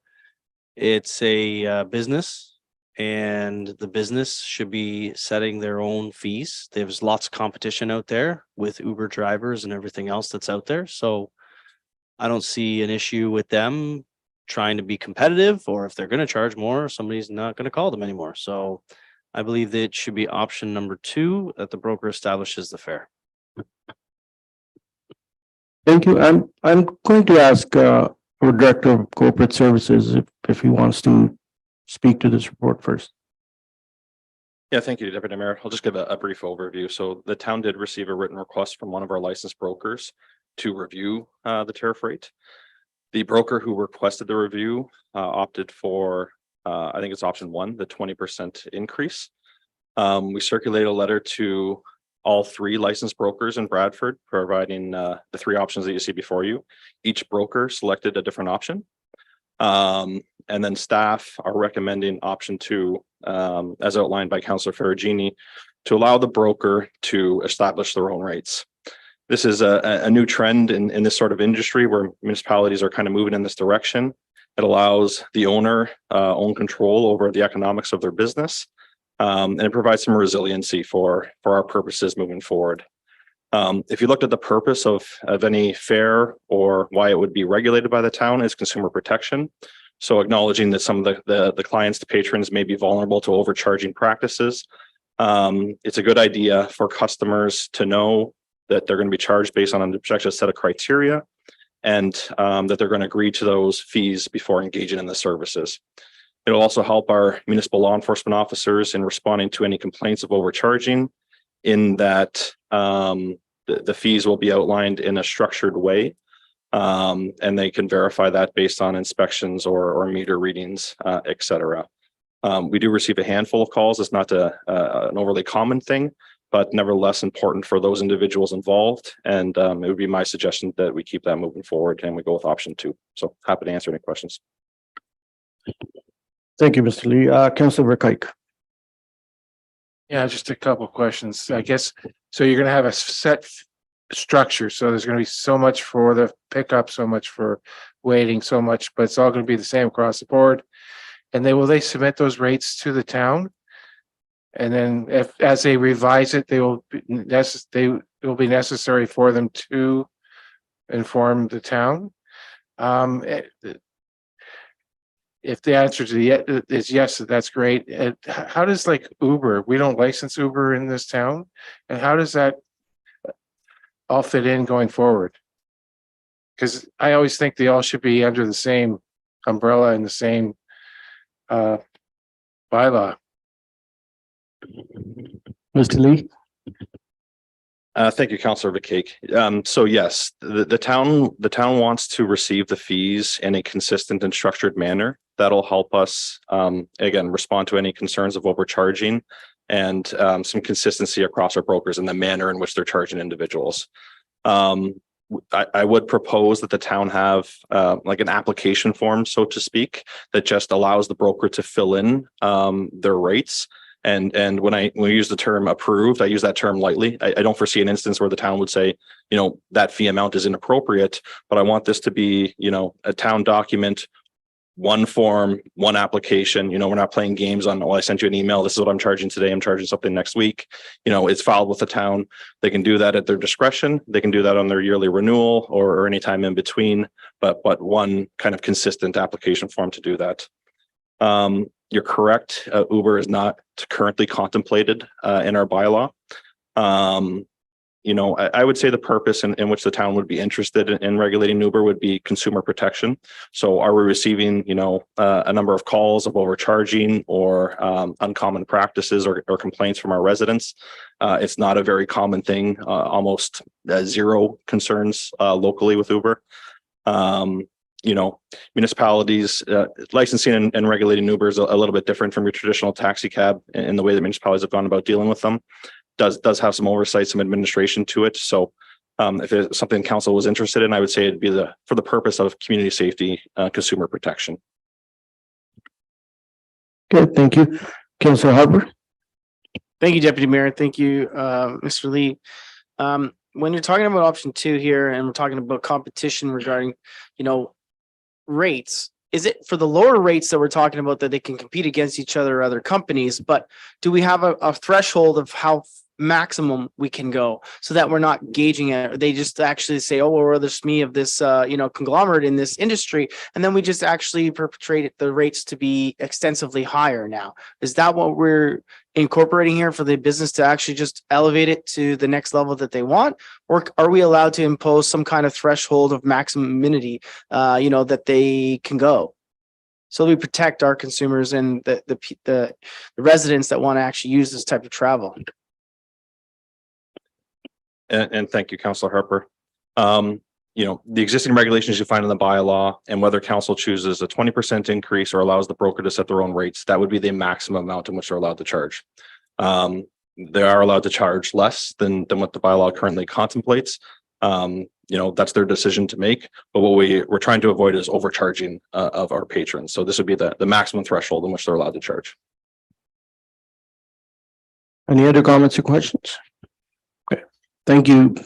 I know we have option 2 on the floor, and I agree with that option. The way I see it is that it takes away a bit of a red tape, but also keeps the oversight there from the town staff. So if there's no other questions, all those in favor of option 2? Sir, oh, sorry. Seconder for the amendment for option 2, please. Councilor Giordano. Okay, now all those in favor of option 2? Carried. Okay, now the original motion or recommendation as amended. Perfect, I'm getting it. Right? All those in favor? Carried, thank you. All right, new business, there's no new business. Recommendation that the committee of the whole adjourn at 9:11 p.m. Over in a second, please. Councilor Scott, Councilor DeHaden, all in favor? Carried, thank you.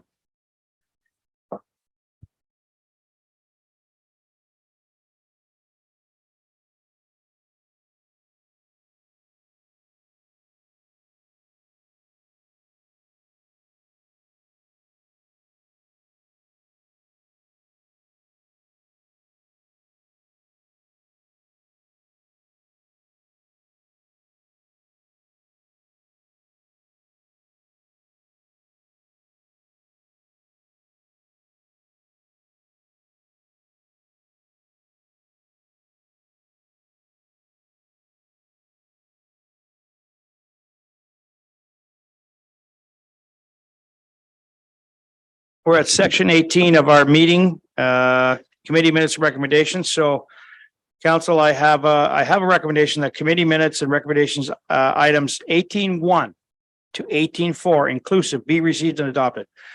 So it's a consented item. So these are the traffic minute recommendations and minutes that are in there.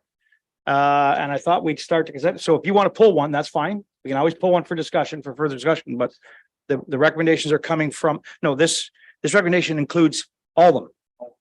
It's 18.1 is green initiatives, 18, what's the next one?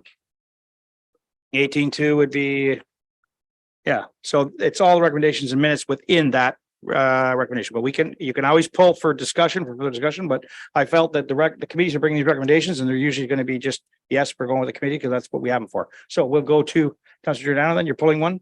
If it's for discussion only, that's fine. Okay. So I'd like to pull 18.1 and 18.3.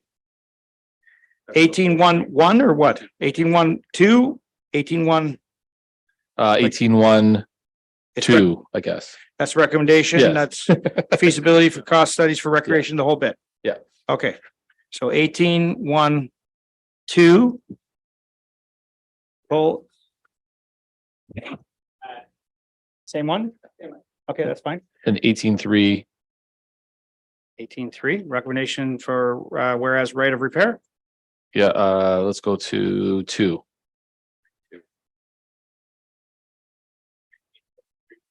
Yes, 18.3.2. Okay, 18.3.2. Okay. And I'm doing this just because, if we can move things along, it's worth moving, but we can always pull for further. So, any further recommendations want to be pulled? You need seconder for second pull. Yeah, so, okay, moved by Councilor Pergini, go ahead. We're adding more? No, I don't need seconders for these. No, we're pulling the items and then you'll do everything else. You want something pulled or not? Yeah, 18.2.3. 18.2.3, okay. And these are for changes in the recommendation. Discussion, okay, discussion. It's just discussion. If you just want to do discussion, then we can discuss it and then I can still add it back in, and so I don't have to make a new recommendation. So if it's just discussion, unless we're making, so for tonight, let's go through it, and then as we move through it, we'll reintroduce how we do things. So, okay, so we got Yeah, you just say, I'd like to pull this for further discussion. That's all. If I'm not making a recommendation change, you discuss it, then we go back at the end and we make, when I read the recommendation, we include that as already. Yeah, if you're pulling it to change the recommendation, that's different then. So I will read out the recommendation right now. So the committee minutes and recommendations items 18.1 to 18.4 inclusive be received and approved, save and accept 18.1.2, 18.1.2, 18.3.2, 18.2.3. That's the way I'll do that. All right. So there's three of them, save and accept them. So we're moving everything else through. Okay, all in favor? Yeah. Hands up. Carried. Thank you. Yeah. Oh, mover and second for this, please. Okay, moved by Councilor Kike, seconded by Councilor Harper. All in favor? Carried. So now we'll move into 18.1.2. And who pulled that one? Sorry. Councilor Giordano, it's your floor.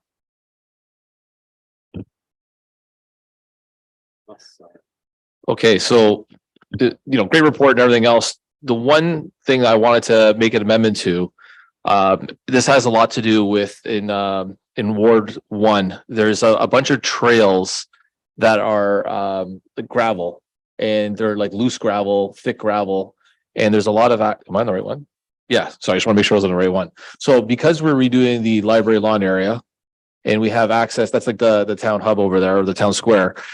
What happens is a lot of people can get to that area from the north side, but the south side, the trails are not really accessible unless you're actually walking them. So what I'd like to do is maybe ask to see if we can have options of maybe a limestone, more compaction style trail, or potentially paving it to make a little bit better access to get to that main square. I feel like there's a whole bunch of trail systems. We're looking at other sections in here as well that has to do with a park, some park benches, and where, I feel like it'd be a perfect opportunity to look at that one area as well. There's a massive amount of people and families that live in that area that we could connect to other trails through biking, scooting, and all these other activities. But right now, those trails are not really usable for many people in that aspect. So, Let me, if I get this clear, you want to add F to include F to, so your this recommendation, you want to add something to it. yes. You want to add a specific area to be reviewed for at the same as budget time to be deliberated. Okay, did we get that? So it is the trail, it's the trail. Sorry, where are we? Which Section 18.1.2. And we've got under that, you've got A, B, C, D, E. He wants to add F. It talks about feasibility of cost estimates for passive recreation trails and benches in A, the cost to install benches at stormwater ponds, lookouts in B, report on concept plan and cost estimates to create an arboretum and a walking path on surplus lands for C. Report on concept plans and costs to refurbish Bill Marks. And E, prepare a concept plan and cost estimate to linear parquet. And you want to add F being trail, I'm sorry, is that the library you're talking about? So in Ward 1, Yeah. as soon as you cross over, all the trails in most of Ward 4 are all paved and bridged and everything else. As soon as you cross over Holland Street South, Yep. All the trails there are really thick gravel. They go under the bridge. They go all the way up to Fifth Side Road, and they're not really safe. There's steep areas. You come down on a bike, you wipe out, like all that stuff. So I'd like to look at maybe a potential of, hard compacting that, or potentially looking at a paving estimate or something that we can make those trails more usable by vehicles with wheels, like scooters, bikes, How about rollerblading. saying bringing the trails up to AODA standards? That's hard compact. Sure. Yeah. That's meeting accessibility standards. Make sure our trail. I don't know if that one is, but I know which one you're talking about. So to add that, you got something to add? Okay. So we'll add that as F. And that's to look at trails that are not paved to see if there's a feasibility of paving them. Okay, Councillor or Deputy Mayor Sandu. I agree with the ask, and I think it's a good ask. The only comment I don't agree is that trail is not used by many people. I walk that on almost every other day, and it is well used with people on bikes and people walking, kids and adults. So it is well used, but to enhance it, I agree with it that it should be, but it's something that's well used.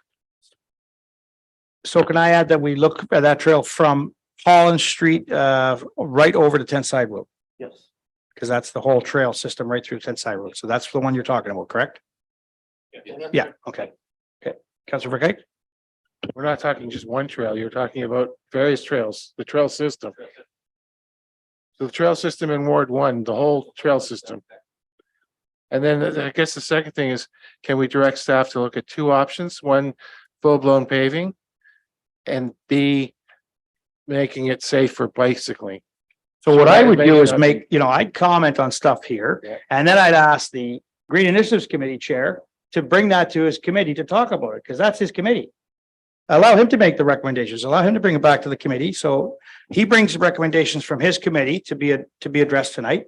We say yay or nay to it, and if you have ads that you want to make, so we could go into this like crazy. If we're gonna start adding things to committees, then you might as well sit on that committee. I figure we should at least let the committee do the work. So if you just ask them, say, can you bring that to your committee and see if we can make that a feasibility project for next? So that we get, because if you're looking at all the trails, I mean, wow.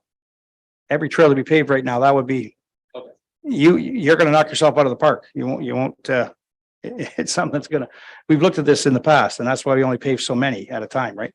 But if you ask the Green Initiatives Committee to say, look at that, that's something I would do. Right? So are you okay with that thought? Are you okay with that? Are you okay with that, Mr. Chair? Yeah, so I'm not opposed to stepping up to the batter's box and hitting it out of the park. So I'd like to ask Mr. Head, we'll call you Councillor Scott, Head of Green Initiatives. May you please, Chair of Green Initiatives, may you please add this to your list of amazing things that you guys are working on, and to see the feasibility of that for next time. Thank you very much. Sure, there'll be a price, but sure. Like the committees have the recommendations, and I would prefer that we run the recommendations, and then if there's adds to it, let's add to it. Ask them to review it a little further. Okay, so can I stroke 18.1.2 off as a no? Yes. Okay, Mr. Harper, Councillor Harper. Thank you, Mayor. I had an ad as well that I would like to request that it being brought to the Green Initiatives Committee to look into, I guess, benches or enhancing the trails along the green paths in Ward 6, in between Northgate and Professor Day. No, line 8. There's a green spot there along the hydro pad? yeah. So I'd like that to go back to the committee as well to have a look at that, see if there's any feasibility, and then make the recommendation and bring it back to us if that's possible. So those are asks. Guys, you have a committee chair. If you just email them, if you just email the committee chair and you say, hey, by the way, can you do this? Can you look at that? Because we're getting out of hand here. Now you're asking, because if we're going to put staff to work, just look at all this stuff, you won't get nothing done around here. So you're pushing on something else. So email your committee chairs and get your committee chairs to review some of your comments and actually ask them to bring it back to this. So let them do their work and then bring it back to council for, if you don't like it, then you can next time ask for a staff report on that. That's what I would do there at that moment. Councillor Ferragini next. So when I was going through this, I thought we were going to hit each one, but I see how we're doing this now, which is good. The feasibility part of it says feasibility. So I know it's they're going to look at it and cost estimates. Previously, when I had discussions about doing some sort of trail systems around stormwater ponds, staff was completely against it because they don't want to make those green spaces for people to enjoy around our stormwater ponds, because that's not what they're meant for. So I just wanted to know maybe if you had a further comment on that at all, as to what the committee spoke about. I saw it said feasibility and cost estimates, so I figured they would give you a report anyways, but maybe if you can comment on that part. Sure, and I'll back up just a bit. All of these requests are about getting our due diligence done in case there's ever a grant or some other funding source, so we have something ready and our homework's done. The stormwater ponds mentioned in the recommendation are the ones that staff felt could be feasible. Okay. So, Councillor Harper, you're good to ask the chair for. I thought, that was my recommendation, was to ask the chair. So I'll do it on an email if you'd like as well, Mayor. Okay, thank you. Okay, so I have a recommendation that the committee minutes and recommendations item 18.1.2 be received and approved. Moved by Councillor Scott, seconded by Councillor Harper. All in favor? Carried. No, we're doing it because we have three here to do. So 18.3.2. Who pulled that one? I have 18.3.2. No, I have, I also have okay. After. Oh, I see. Right. But we'll do it in order. You're correct. Let's do it in order. 18.2.3. 18.2.3, Councillor Faragini, to you. So with the recommendation, because it wasn't like to come back, it was to direct staff to prepare the change for the name of Side Road 10, which is fine. We've always known it as, this is where I want to make 100% sure. Is it Middleton or is it Middletown? And it's side road, not road. So when I looked it up in the library archives, they have it as Middleton, but then there's areas that they have it as Middletown. So if we're going to direct staff, I want to make sure it's the right name that we're putting up there. Okay. We did discuss that, and I think the Heritage Committee felt that Middletown was, I mean, they were both used. I know that I saw that as a kid. I've known that for 50 years. They were used interchangeably. And I think we kind of said it could be either or, but Middletown sounds better. So, and you're right, we could call it side road or road. But the committee picked Middletown Road.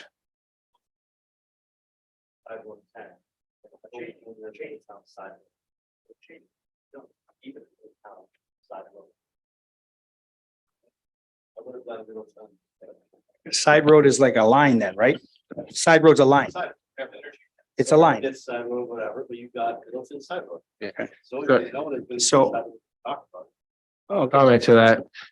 You're correct. So the lines, the rural roads going north-south in our township are side roads. The east-west ones are lines or concessions. And it's actually, the lines always go towards the body of water that's closest and major. So that's why our lines go east-west. Whereas in King Township, they go north-south because they're pointing towards Lake Ontario. But Ennisville and us and New Tecumseh go east-west. So we do have the numbered side roads, it's called side road, but then we have County Road 4, which is a side road, and we have County Road 27, which is a side road.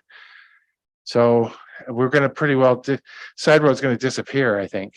But if maybe when we come to this is just a recommendation to get the process rolling. We're not approving this today.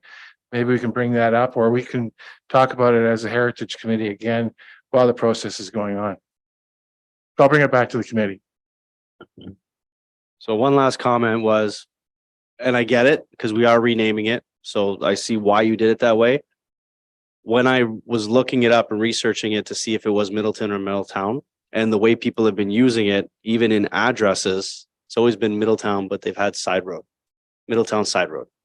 I like the ring to it. I've used it for 40 years. So it just kind of seems the side road piece on the middle. The Middleton is the part that needs to be displayed, but I like the side road. Just my opinion.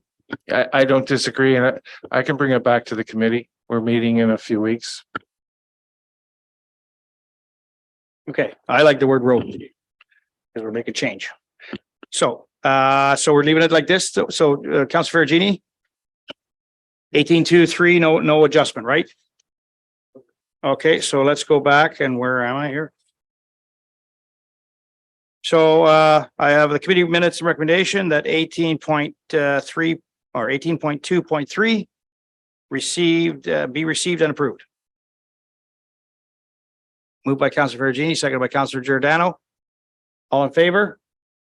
Carried, thank you. So now we're on to 18.3.2. That's traffic committee. Who pulled that one? Councillor Giordano? So at this time, I'd like to call Mr. Lee up. Whoa, it's a game show. Hit it, Chris. No, I'm just joking. No presentation today. So with this whole, I'm very pleased and proud to be part of the Community Safety and Traffic Advisory Committee. We need to change it on our agendas because it says traffic and community safety, and it has to be the other way around. It has to be community safety and traffic advisory committee. That's what we originally decided on during budget time. So we need to always correct that, please. Following that, there's been a lot of conversations I've had with people in and around the Fieldcrest area.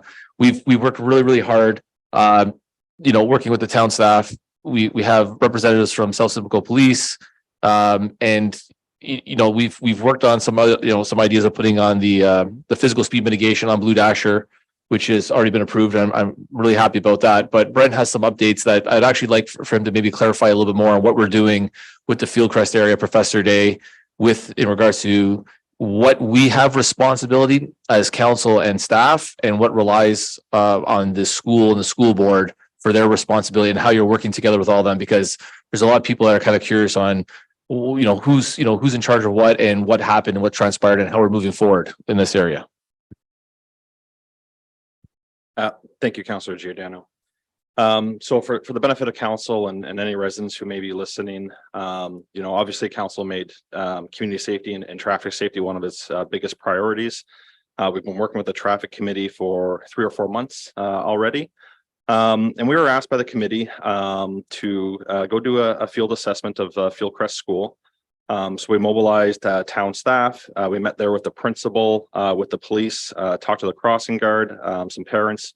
We went there on multiple occasions to do site assessments of any safety concerns, gaps, opportunities in which the municipality can intervene and try to improve community safety. So we reported back to the committee, I believe last month, with a number of recommendations. The committee was fully in support of.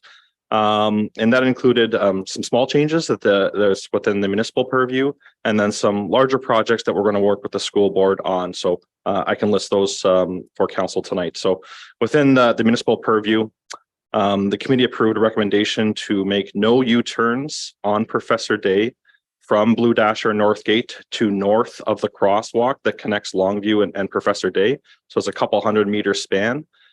We were observing some pretty aggressive and dangerous driving tactics. So these are individuals who are making conscious decisions that I want to wheel in front of the school quickly, make a U-turn, drop my kid off, and get out of there quickly. And oftentimes it causes a conflict with other vehicles. You may know it's a 4-lane road, and it created pretty significant safety concerns based on our observations. And we feel like putting the U-turns in place is a step in the right direction. Enforcement of U-turns, because it's a Highway Traffic Act offense, will fall to South Simcoe Police. They're also on the traffic committee as well, aware of the project, and will help support that moving forward. We're making some small changes to parking signage, so particularly on Blue Dasher Boulevard on the north side near the crossing guard. Vehicles are parking too close to the intersection. So if you're turning onto Blue Dasher from Professor Day, there can be a bit of a bottleneck there. As vehicles are parked too close to the intersection. So we're just going to clarify existing regulations with parking signs. These are easy things the municipality can do. The 2 larger projects relate to the parking lot at the northeast corner of Bradford District High School. So parents from Fieldcrest frequent that parking lot. It's a great off-road spot for parents to park in a safe location, use the crossing guard, get to Fieldcrest School, do your business. The school board was receiving complaints from parents, particularly in the winter months, trying to traverse. There's a little bit of a slope down the hill from the parking lot to the municipal sidewalk and no pedestrian connection. Residents were complaining to the school board about slips and falls and safety concerns. And the school board's response was to, during the winter months, fence the perimeter of that parking lot, forcing parents to walk within the internal private driveway to Blue Dasher and then around to the school. It essentially resulted in doubling their distance that they have to walk to the school. In speaking with the principal, there was a noticeable difference from her perspective in terms of how many parents use the parking lot in the wintertime. Use is drastically decreased, and then parents are diverting to Blue Dasher, and the frontage of Professor Day created additional congestion. So what staff are proposing is as a link, pedestrian link from that parking lot right on the corner to the municipal sidewalk, a staircase of some sort. So we can get parents directly from the parking lot to the crossing guard to the school in a safe manner. The other option we're considering is an additional pedestrian access at the south schoolyard that is adjacent to Blue Dasher Boulevard. So if you imagine that area, it's a long boulevard on the north side with a municipal sidewalk there. A lot of vehicles park there, unload their children to the sidewalk, and then they have to walk around the corner up into the primary entrance of the school, again, adding additional distance for people to walk. We're proposing an access there, a gate, similar to what was put in the north part of the lot on Huron Lane. The school agrees to it in principle. They said they would staff it. So what that would allow parents to do is off of Professor Day onto Blue Dasher, unload your kid directly to the sidewalk. They can go directly into the yard. You don't need to walk around with them. We anticipate that that'll both divert traffic away from the frontage of the school and have a quicker turnaround for parents to park on the road and get out of there. So it'll be less time for them to have to walk around the school. Obviously that school location is not ideal. It's over congested. We feel like these options would help divert traffic onto secondary streets or off the roadway completely, which have kind of a cumulative effect on the frontage of the school to kind of alleviate some of that congestion. Also received some questions with respect to the Kiss and Ride and whose responsibility that is and why it has changed recently. So again, we've had this conversation with council a number of times. It's the school board's decision to decide whether they're going to operate and staff and have a functioning Kiss and Ride. In this instance, the principal is in support of having a Kiss and Ride. What ended up happening in the fall time was, if you can imagine, vehicles are pulling into the Kiss and Ride, and southbound traffic on Professor Day was queuing in live lanes as traffic because they can't access the parking lot. So you have parking in the curb lane, then you have vehicles queuing in the live lane waiting to get into the Kiss and Ride, and then vehicles that are trying to get through are going into oncoming traffic or diverting around and whatever it may be. A pretty chaotic situation there. And on the recommendation of a police officer, the principal closed the Kiss and Ride, and that remains the current status. So for our residents who are asking for a functioning Kiss and Ride, we are working with the school. The principal's been a great partner with us in trying to accomplish some of these things. Our staff are working with the school board on the staircase and the gate. We're trying to come up with an agreement, a cost sharing, whatever it may be to deliver this for the residents. And of course, this is all supported through bylaw and police enforcement. So, we feel like these are kind of small incremental steps that would help have a kind of cumulative effect around the school and ultimately lead to a better situation for the parents. The timing of this project, we figured it'd be good to get this done in the summer months. Communicating and doing this now with 2 weeks left of school is probably missing the mark a little bit. So we plan on trying to get these done over the summer months. We'll have a communication plan with the principal, maybe a map, a little bit of a letter encouraging parents where to go and where not to go, and safe driving habits. And the principal is committed to sending out to the parent population through their email portal program. So I think it's a step in the right direction. We'll continue our efforts there and are open to any options that are available to us. Thank you so much for that summary. The reason why I asked Brent and I want to pull this out is not just to, focus on this, but it's to show that we have a principal who is actively working with the town and the town staff and the police. We have our traffic and community safety committee here. And we're all working together holistically to not just throw a solution, but to look at how everyone has their own parts to play into this. And so I'd like to, kind of throw this out to all the other zones and all the other principals and all the other schools out there to say it's not up to the town, it's not up to the principal, it's up to everyone to work together. So we need more of this collaboration and this effort and willingness to move forward, because this is how we make most cost-effective and reasonable changes that actually hopefully will deliver some significant results. So thank you very much for that. And thank you for the time to pull this out. I think it's very important as an educational as well as an informative discussion. Yeah, great. Lots going on there. Good to see that we're actually getting cooperation with the school. So nice to see that, because that's a tough one. So excellent. So we pulled that. We're good. Any further comments on this? Thanks, Brent, for that great update on that. So now I have that the committee minutes and recommendations, items 18.2 23.2 be received and approved. Moved by Councillor Giordano, seconded by Councillor Dehaney. All in favor? Carried. Thank you. Perfect. So that's what we're going to do it. If in future, if you're okay with that, we'll put the recommendations out like that as a group. And then if we pull them for comment, it's okay. Grab it, say, hey, I want to pull that for comment. I won't read a recommendation. I'll let you do your comment. Then when the comment's over and everything's good, then we'll go back and read the full recommendation. So if there's no changes to be made and you just want to speak to it, please tell me. We'll pull it for comment and then we'll make the final recommendation at the end. But it worked out well. We're doing well there. So we are on to 19, new business. There's no new business. Bylaws. So I have a recommendation that bylaws 2023, 42, 45, 46, and 47 be enacted. Mover second for that, please. By Councillor Harper, seconded by Councillor Scott. All in favor? Carried. Thank you. We are moving then into motions and notice of motions. So we have a motion on the floor, folks. I'm going to turn the floor over to actually Councillor Scott for this. I plan on moving this motion. I'm going to move this motion and have Deputy Mayor second the motion. So Councillor Scott, have you got the paper you got in front of you? Can you take over the meeting, please? Sure. So that motion 21.1 is moved by Mayor Leduc and seconded by Deputy Mayor Sandu. Tara, is it possible to put it on the screen rather than reading the whole thing? Thank you. Well, that's what I gave it to you. Well, I can read it if people want, but You can read.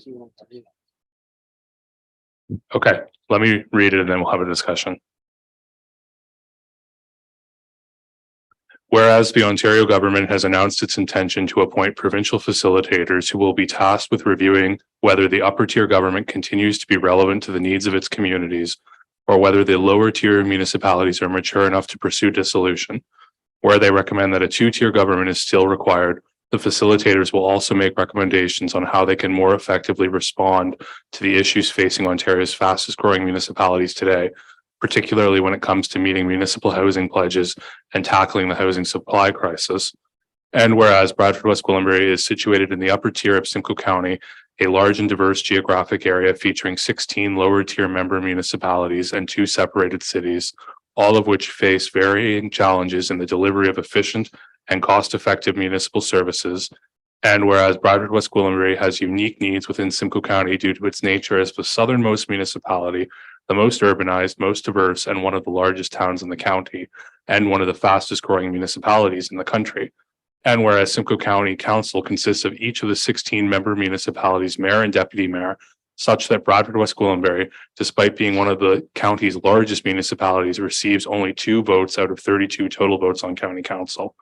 Whereas this lack of representation by population is contrary to long established Canadian principles of effective representation. And whereas Bradford West Gwillimbury seeks to operate in a manner that best facilitates smart residential growth, economic development, and a lean, efficient government. And whereas, given the disparate interests and challenges across the county's municipalities, varying growth pressures faced across the area, and the provincial imperative to urgently deliver a broader range and supply of housing, the timing of the provincial facilitator's review of Simcoe County's future role, responsibilities, and intermunicipal relationship is critical. Now, therefore, the Council of the Town of Bradford West Gwillimbury hereby resolves that a letter be sent to the Minister of Municipal Affairs and Housing and the County Warden by the town's county councillors, articulating that Bradford West Gwillimbury welcomes the appointment of provincial facilitators and urges them to consider how to ensure principles such as fair democratic representation, efficient decision-making and good governance, removal of duplicative or overly cumbersome processes, greater lower tier autonomy, particularly for South Simcoe municipalities, and that the facilitators explore all options to do so. So that's moved by the mayor and the deputy mayor. I'll open it up to comments. Your worship. Yes, thank you, Councillor Scott, and I appreciate you taking the chair for me. I wanted to move this and I wanted the deputy mayor to second it for the fact that we are county councillors and we wanted to make sure that we sent this up to county council so that they can review it. We're absolutely on side with the facilitator. We look forward to the discussion with the facilitator, and it is all about efficiencies and moving things forward in the county. So we look forward to the facilitator coming and dealing with county council and looking at it from a holistic point of view where we can look at efficiencies and effective governance. So that's what our mandate's been for. That's been my mandate for 9+ years, to look at a very effective and efficient second tier government. So that's why I want to move this, and I asked for the deputy mayor to second it so that we could express that up at the county. We expressed it a couple weeks ago, but we just wanted to make sure we did it again. So, and I would also like, it's not here, but a copy sent to the premier, a copy sent to the Minister Clark, and a copy sent to all South Simcoe municipalities. I think, yeah. So if we could just add that in, if you don't mind. I think we can consider that a friendly amendment. Deputy Mayor. Thank you, Chair. Your worship, thanks for your comments. There shouldn't be any municipality in the province that's shying away from a review that's going to bring efficiencies or a better way of doing business for their residents, ending up saving money. And we're open to this. And we're welcoming the facilitators, and as a municipality, we're open to it, but I'm hoping that our county councillors also realize this is necessarily not a bad thing. It's a good thing that we do this review and work with the facilitators. There was a press release by the warden stating that they're looking forward to working with the province, but there was also a motion asking the opposite, saying but nonetheless, we will work with the facilitators, and we're looking forward to this. And if I could, I'm going to ask our clerk that when the time comes to vote, I'm going to request a recorded vote on this, please. Okay. Thank you, Councillor Harper. Thank you, Councillor Scott, and for chairing. Thank you, Mayor and Deputy Mayor, for this, information and asking for the letter and stating it publicly as well. A lot of the fear from some residents is, especially after watching what happened at the county and then reversing a vote, trying to sway the facilitator from not looking at Simcoe County, has created a little bit of fear. And I'd like to get that clarified today, that even though that the county voted to try to sway the facilitator not to look into Simcoe County, does that still mean that the facilitator will still give us the due course that the premier has actually allowed for us? If we can clarify that publicly today, I think that would solve the problems here. And we're stating today that we stand behind what the facilitator wants to do for us for municipal affairs. I think I'll let the mayor reply. Thank you, Chair.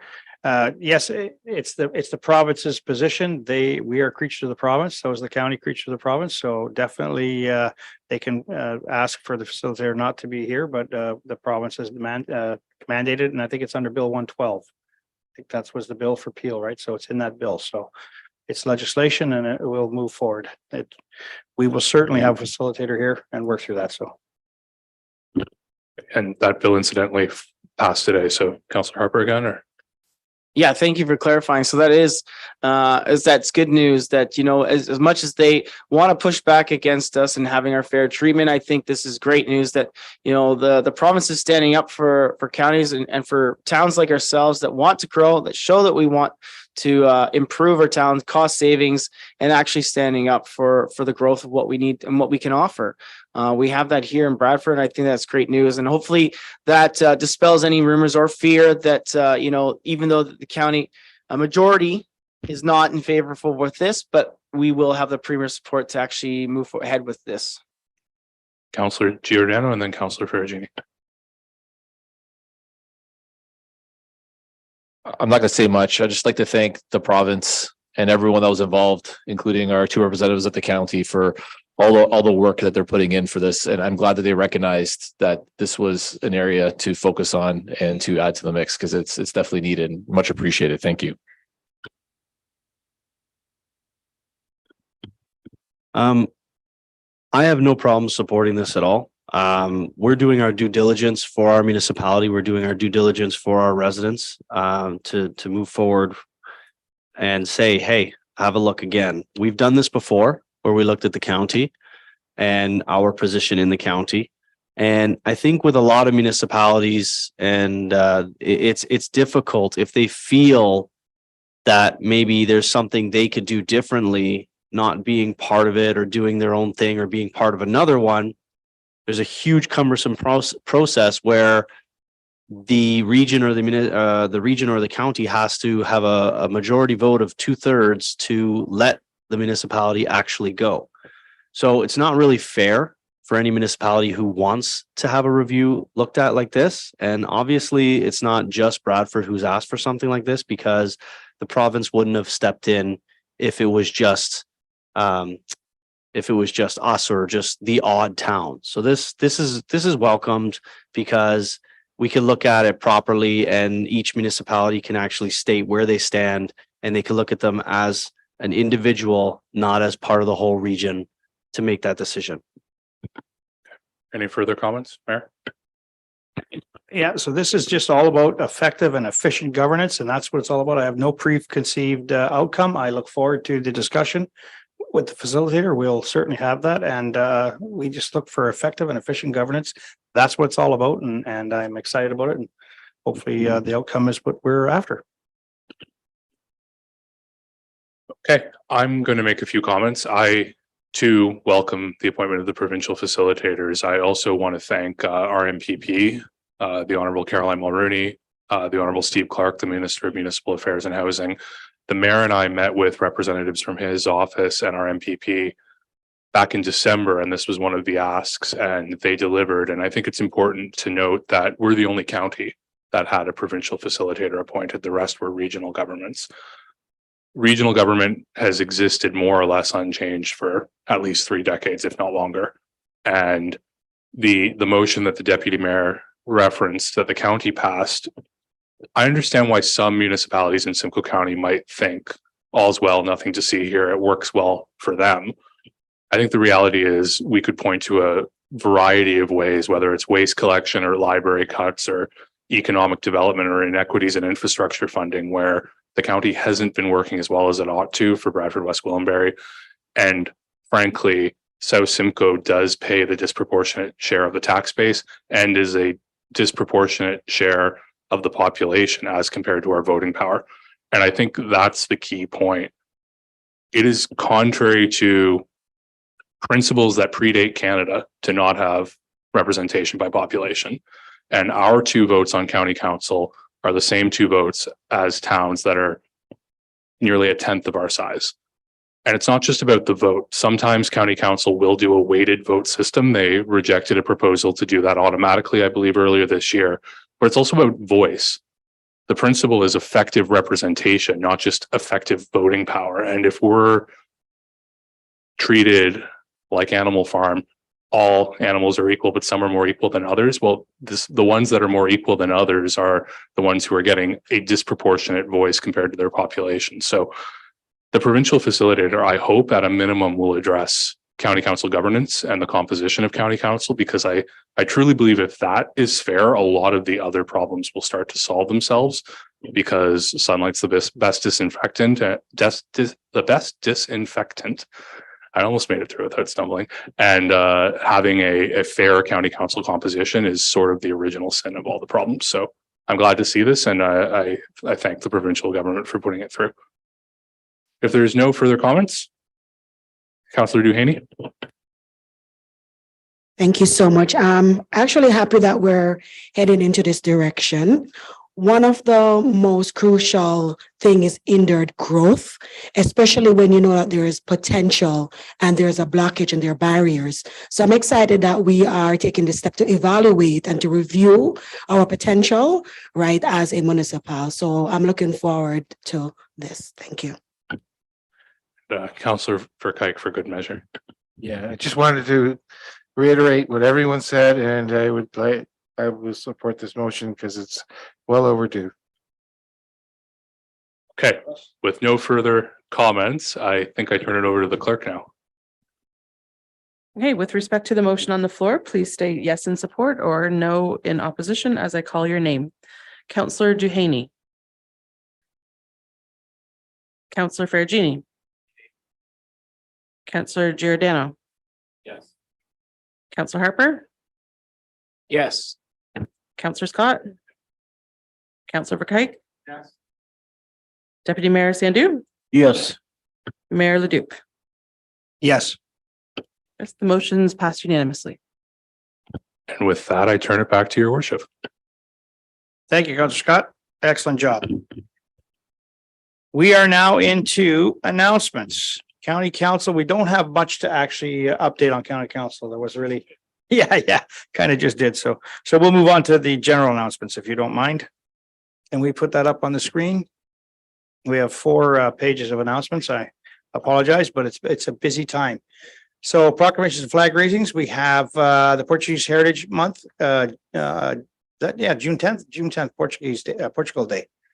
And then we have June Seniors Month, June 15th, World Elder Abuse Awareness Day, June 19th to 25th of St. John's Ambulance Week. We'll have a flag raising at the courthouse at 9 a.m. there. The Portuguese Cultural Day, we'll have the flag raising on June 10th at 2 p.m. at the courthouse also. On June 21st, you have the National Indigenous Peoples Day. And that's Wednesday. We have a flag raising for that, right? Oh, no, that's an event at the, I'm sorry, that event starts at 4:30 Sunshine Square. Opening ceremonies with smudge and a flag raising. And 5:30, 8:30, the Library West Lawn outdoors will have a pop-up market and song and dance, drum and dance starting at 6 for there. So look forward to that. Helping Hands Food Bank Spring Drive, June 10th. We have wards 5, 6, and 7. So bring your food to the, it's a pickup, right? Or bring it to the food bank, wards 5, 6, and 7. BWD Trails Day, the 20th annual Mayor's Hike for Health is June 10th. It starts at 11 a.m. to 1 at Scanlon Creek Conservation Area on the 9th line, 2459th line. We have all sorts of fun entertainment there. I think there's some stuff up here. We have Darren, the magician or whatever, and other events planned for that day. We have the OSPA, so it's OFSA Soccer Boys AA Championship, June 8th to 10th here at Henderson Park. We had it last year. The girls won that event last year, so look forward to the boys having success. We have, what is it? Devereaux Dolls? Did I say that right? Story time, June 10th, 12:30 to 2:30, BWG Public Library, 425 right here at the library. We have a bike safety rodeo, June 10th. From 9:30 to 11 at the Leisure Center parking lot, so young riders can have their bicycles inspected and helmets properly fitted. There's lots of fun and activities for bike safety courses to show your skills.